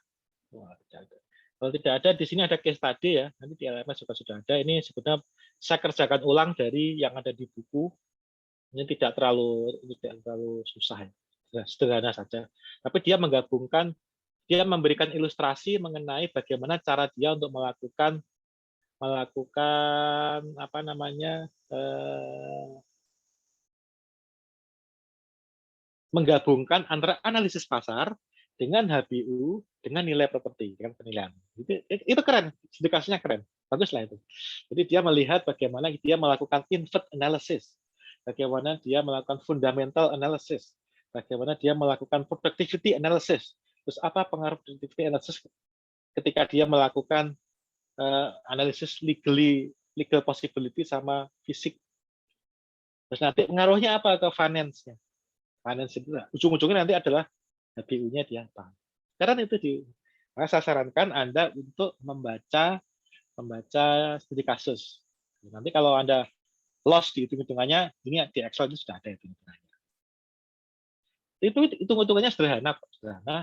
Yang bagus di studi kasus itu adalah dia menunjukkan benang merahnya tuh tertata itu. Kelihatan tertata rapi langkah demi langkahnya. Saya sarankan Anda untuk baca itu. Penting itu. Keterkaitan antara 6 steps dengan ujungnya berupa nilai, kelihatan sekali. Enak. Oke, itu mengenai land residual. Di sini sebetulnya ini bisa kita perluas, Pak. Saya akan menunjukkan extension atau perluasan dari analisis ini. Di sini saya menggunakan 3 skenario, ya, pesimis, optimis, sama most likely. Ya. Ini bisa diperluas dengan menggunakan konsep probabilitas. Ini saya hapus saja. Ini supaya lebih enak ya. Kok nggak bisa? Oh ini. Press wrong button. Nah ini saya hapus saja.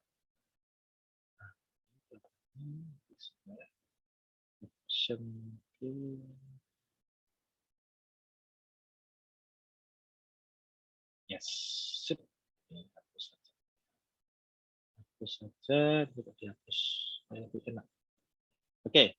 Nah, kita akan mencoba menggabungkan konsep statistika, probabilitas dengan penilaian untuk memperkaya hasil analisis. Ini adalah saya copas dari yang ini saya copas saja yang atas. Nah, ini shopping center saya copas ke sini. Nah, ini copas. Jadi ini sama semua angkanya, dan seterusnya sama. Cuman di sini saya hanya ada satu saja. Jadi kalau di sini kan 3 nih. Ini kan 3 nih. Saya nggak mau, satu aja lah. Cukuplah satu aja, nggak perlu 3. Oke. Berarti di sini kalau di sini saya mempunyai satu nilai saja, yaitu sebesar 4,92. Kalau di sini saya punya 3 nilai, dari 4,15 sampai 4,92. Gitu ya. Terus bagaimana kalau misalkan cap rate-nya ternyata nggak 12%, Pak, tapi 12,5%. Bagaimana kalau ternyata cap rate-nya diskon rate-nya itu adalah tidak 14%, tapi diskon rate-nya itu adalah 13,8, atau 13,2, 13,1, atau 12,53. Kan di antara 12% sampai 14%, ada ribuan kemungkinan diskon rate ya, Pak ya. Ada ribuan, Pak. Ribuan. Ini kita cuma ngambil 3 aja nih, karena saya mau enaknya aja. 3 aja. Padahal di antara 12 sampai 14 itu ada ribuan angka yang bisa kita pakai sebagai discount rate. Nah, itu kuncinya, kata kuncinya di situ. Ribuan. Bagaimana kalau misalkan kita ngambil bagaimana kalau ini kita ulangi menjadi berapa nih? 12,5%. Oh, ternyata 4,72. Bagaimana kalau 13,8? Oh, ternyata 4,22. Bagaimana kalau 14,1 misalkan? Beda lagi kan, dan seterusnya. Bagaimana kalau Anda mengulangi ini sampai 1000 kali? Apa yang terjadi? Nah, itu Pak, itu. Seperti itu, Pak. Bagaimana kalau dia Anda mengulangi sampai 1000 kali, 2000 kali, 3000 kali, 500.000 kali? Apa yang terjadi? Maka ketika Anda mengulangi dia 2 kali, Anda akan dapat 2 nilai. 3 kali, dapat 3 nilai. Berarti kalau Anda ulangi 1000 kali, Anda dapat 1000 nilai, Pak. Nah, dengan demikian kita nanti bisa menghitung. Saya menggunakan kembali kepada pelajaran statistika. Tentang teori yang namanya adalah central limit theorem, yang kemarin sudah sempat saya singgung pada statistika. Semakin kita memperbanyak jumlah sampel, jumlah observasi, maka karakteristiknya itu nanti akan semakin mendekati kurva yang ada di depan Anda. Kurva normal, regardless dari bentuk distribusi dari populasinya. Semakin banyak semakin banyak sampel yang kita ambil, lama-lama nanti dia akan membentuk yang mirip seperti ini. Gitu. Lama-lama. Sehingga apa nih maksudnya? Ini Anda sudah pelajari di di mata kuliah statistika. Teorinya central limit theorem. Nanti Anda bisa dulu pakai buku Triola. Ada yang punya buku Triola? Ada ya? Halo? Tes? Dulu pakai bukunya Mario F. Triola atau bukan? Kalau standar bukunya Mario F. Triola kalau nggak salah. Iya, Pak, betul. Iya kan? Punya soft copy apa hard copy? Hard copy. Soft copy-nya, Pak. Soft copy ya. Kalau punya soft copy enak. Buka bukunya Triola, pencet Ctrl F, ketik central limit theorem. Akan ketemu jeder itu. Artinya apa? Artinya kita bisa itu jenis datanya macam-macam. Silakan aja. Data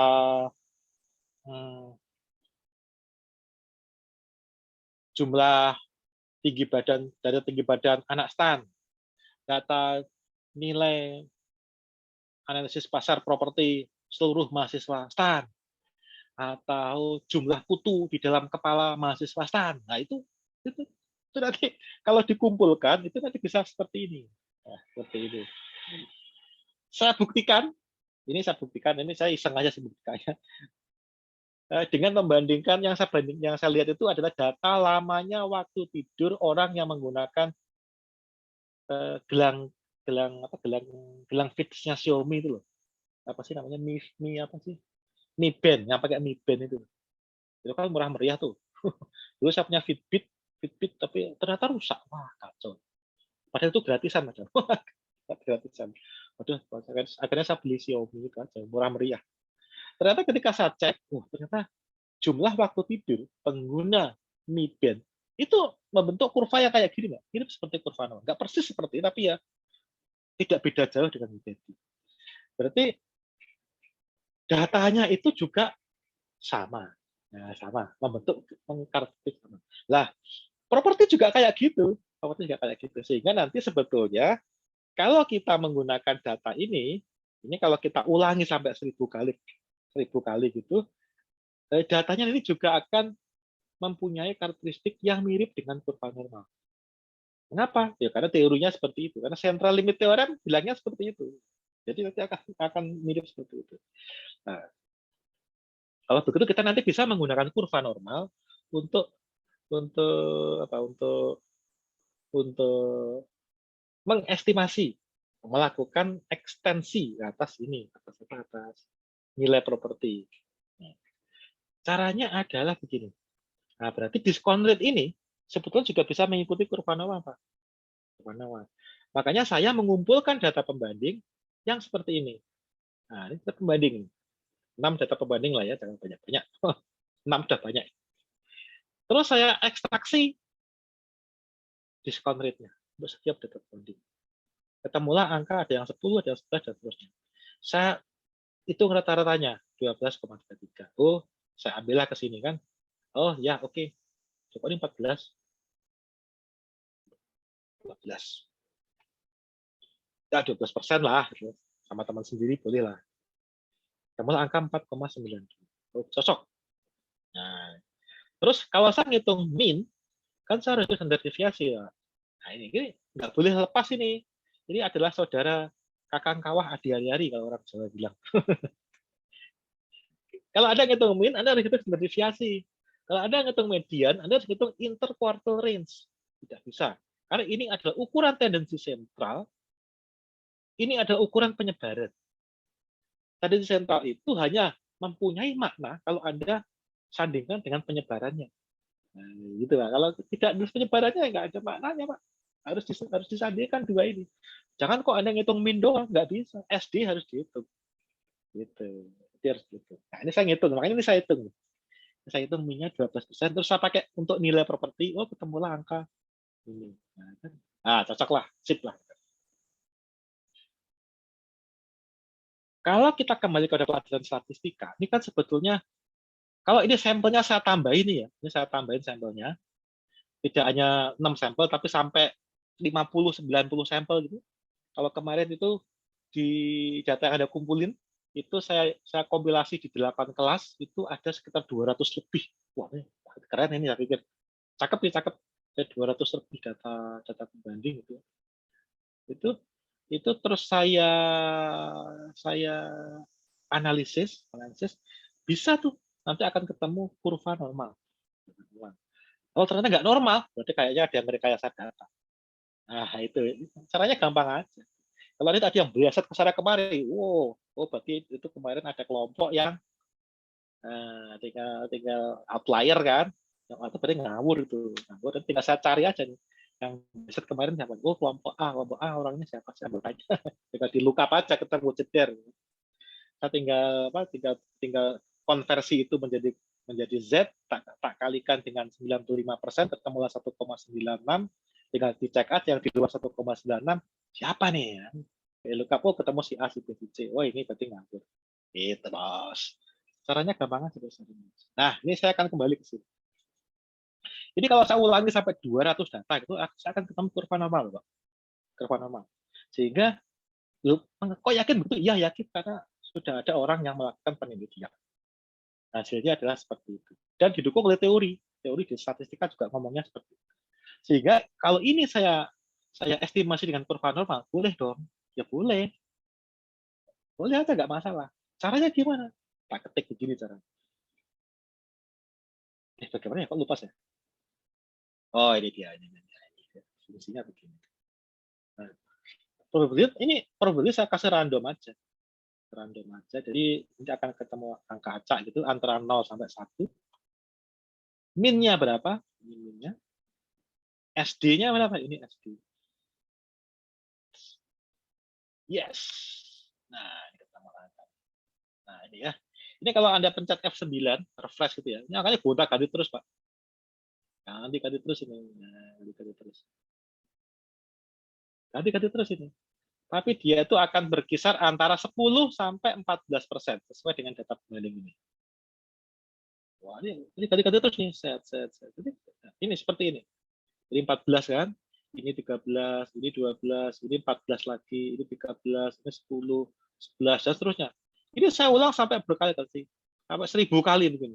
Tapi kan kalau saya pencetin F9 sampai 1000 kali, ini laptop saya jebol ini, Pak. Nah, saya nggak mau melakukan itu. Nah, saya pakai cara yang lebih cerdas. Saya menggunakan apa yang namanya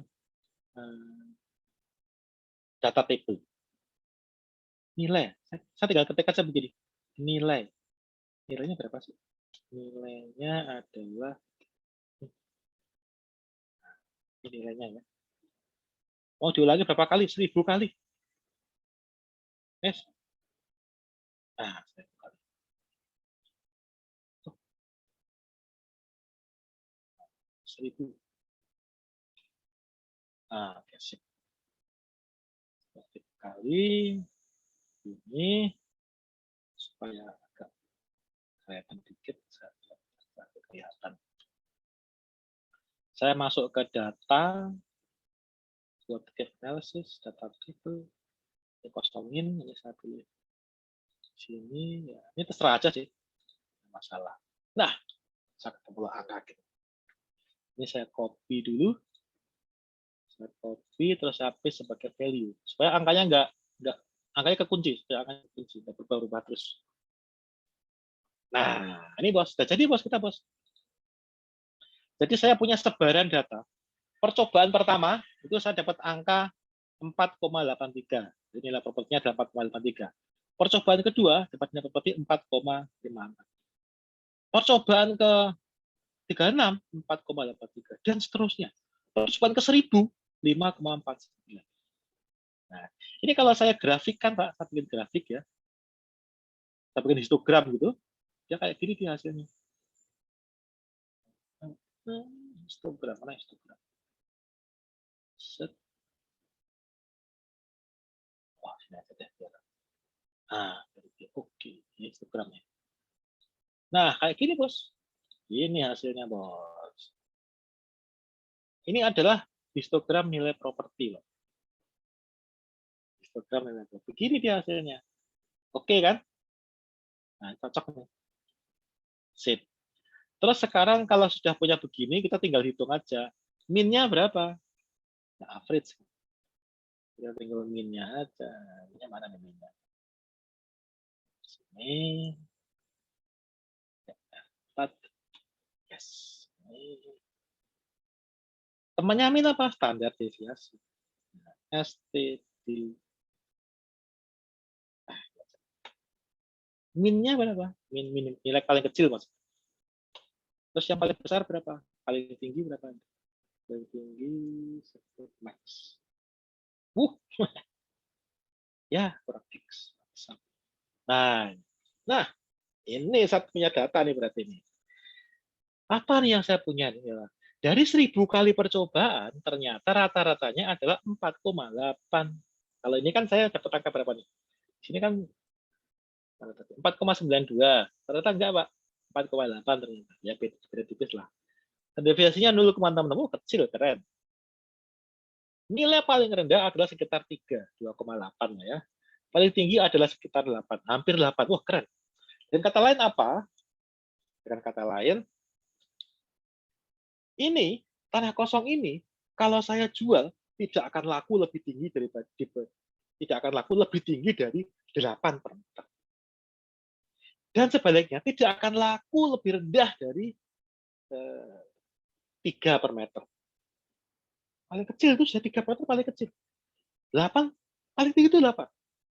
Kemungkinan besar kalau laku ya dia sekitar 5 lah ya. Sekitar 5 itu kemungkinan besar kalau laku. Kemungkinan besar 5.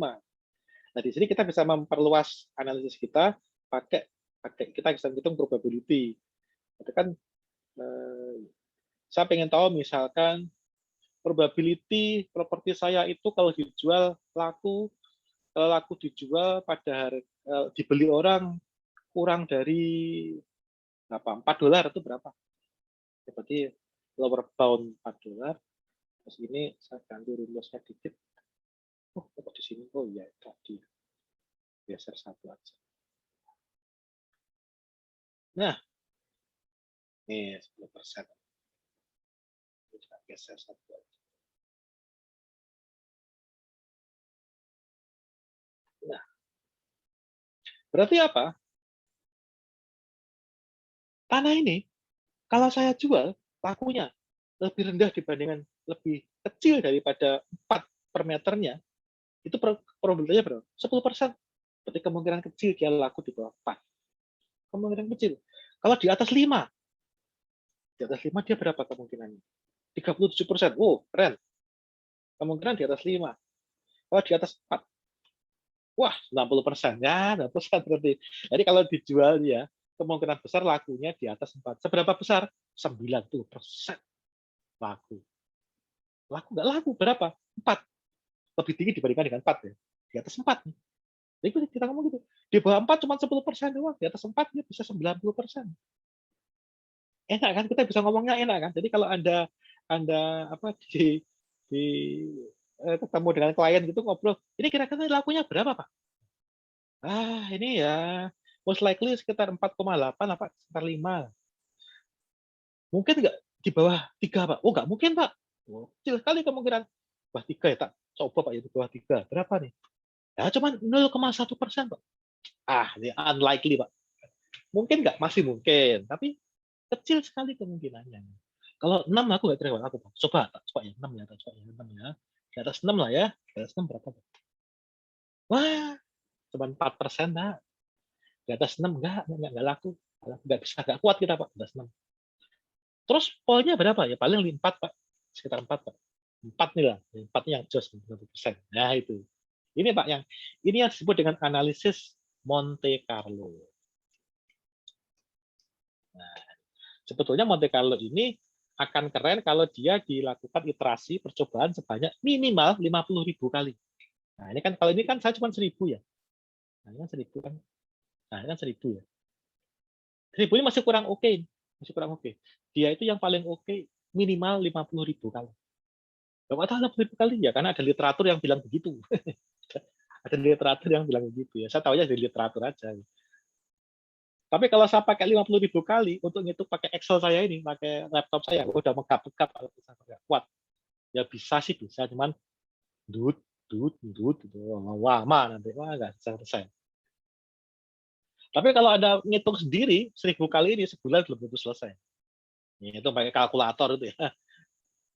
Sebulan belum tentu selesai, satu aja nggak selesai, apalagi sebulan. Nah itu. Kalau pakai software SPSS gitu, 100.000 kali hanya itu kan 2-3 detik ketemu, jebret langsung. Pakai crystal ball itu juga mirip, tapi lebih kencengan pakai Excel. Pakai apa? Pakai SPSS.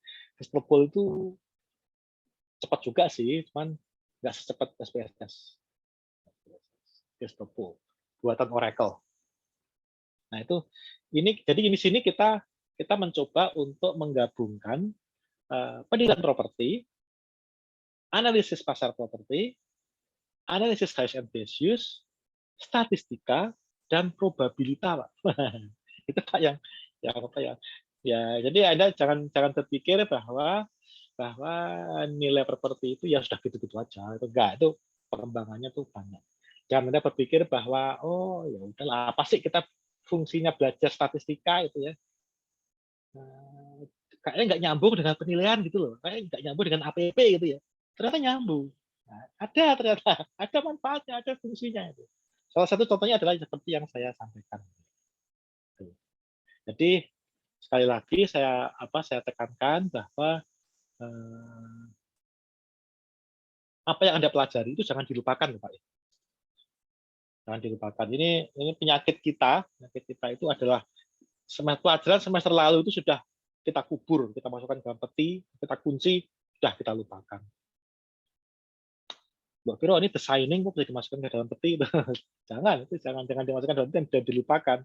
Apalagi tadi saya tanya-tanya pelajaran 2 minggu yang lalu aja sudah pada dilupakan. Memang saya kan garuk-garuk kepala kan. Gitu loh Pak. Jadi selalu ada benang merah antara pelajaran satu dengan pelajaran lainnya, antara bab satu dengan bab lainnya. Jangan kok dia dipelajari sebagai satu materi yang independen, jangan, tapi itu merupakan interdependen, saling terkait. Itu mungkin yang bisa saya sampaikan. Ada pertanyaan, Pak? Apakah ada pertanyaan? Nanti minggu depan kita wrapping up. Ada soal? Oh, ada soal. Orang Malaysia, ada soalan nggak? Ada pertanyaan nggak? Kalau tidak ada, itu yang bisa saya sampaikan. Ketemu lagi minggu depan ya. Tadi saya sudah datang terlambat, jangan sampai kita pulangnya juga terlambat. Saya bukan keledai yang mengulangi kesalahan yang sama 2 kali. Nggak ada, kalau nggak ada nggak apa-apa, disimpan aja dulu. Mungkin minggu depan masih bisa diobrolin lagi.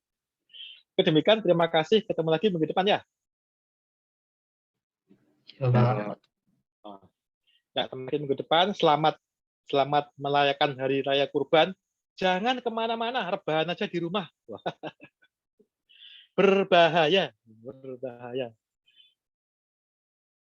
Jangan cari masalah dengan kelintong-kelintong di luar rumah ya. Kalau tidak terpaksa sekali, jangan keluar rumah. Demikian, terima kasih. Ketemu lagi minggu depan. Terima kasih, Pak. Terima kasih, Pak. Terima kasih, Pak.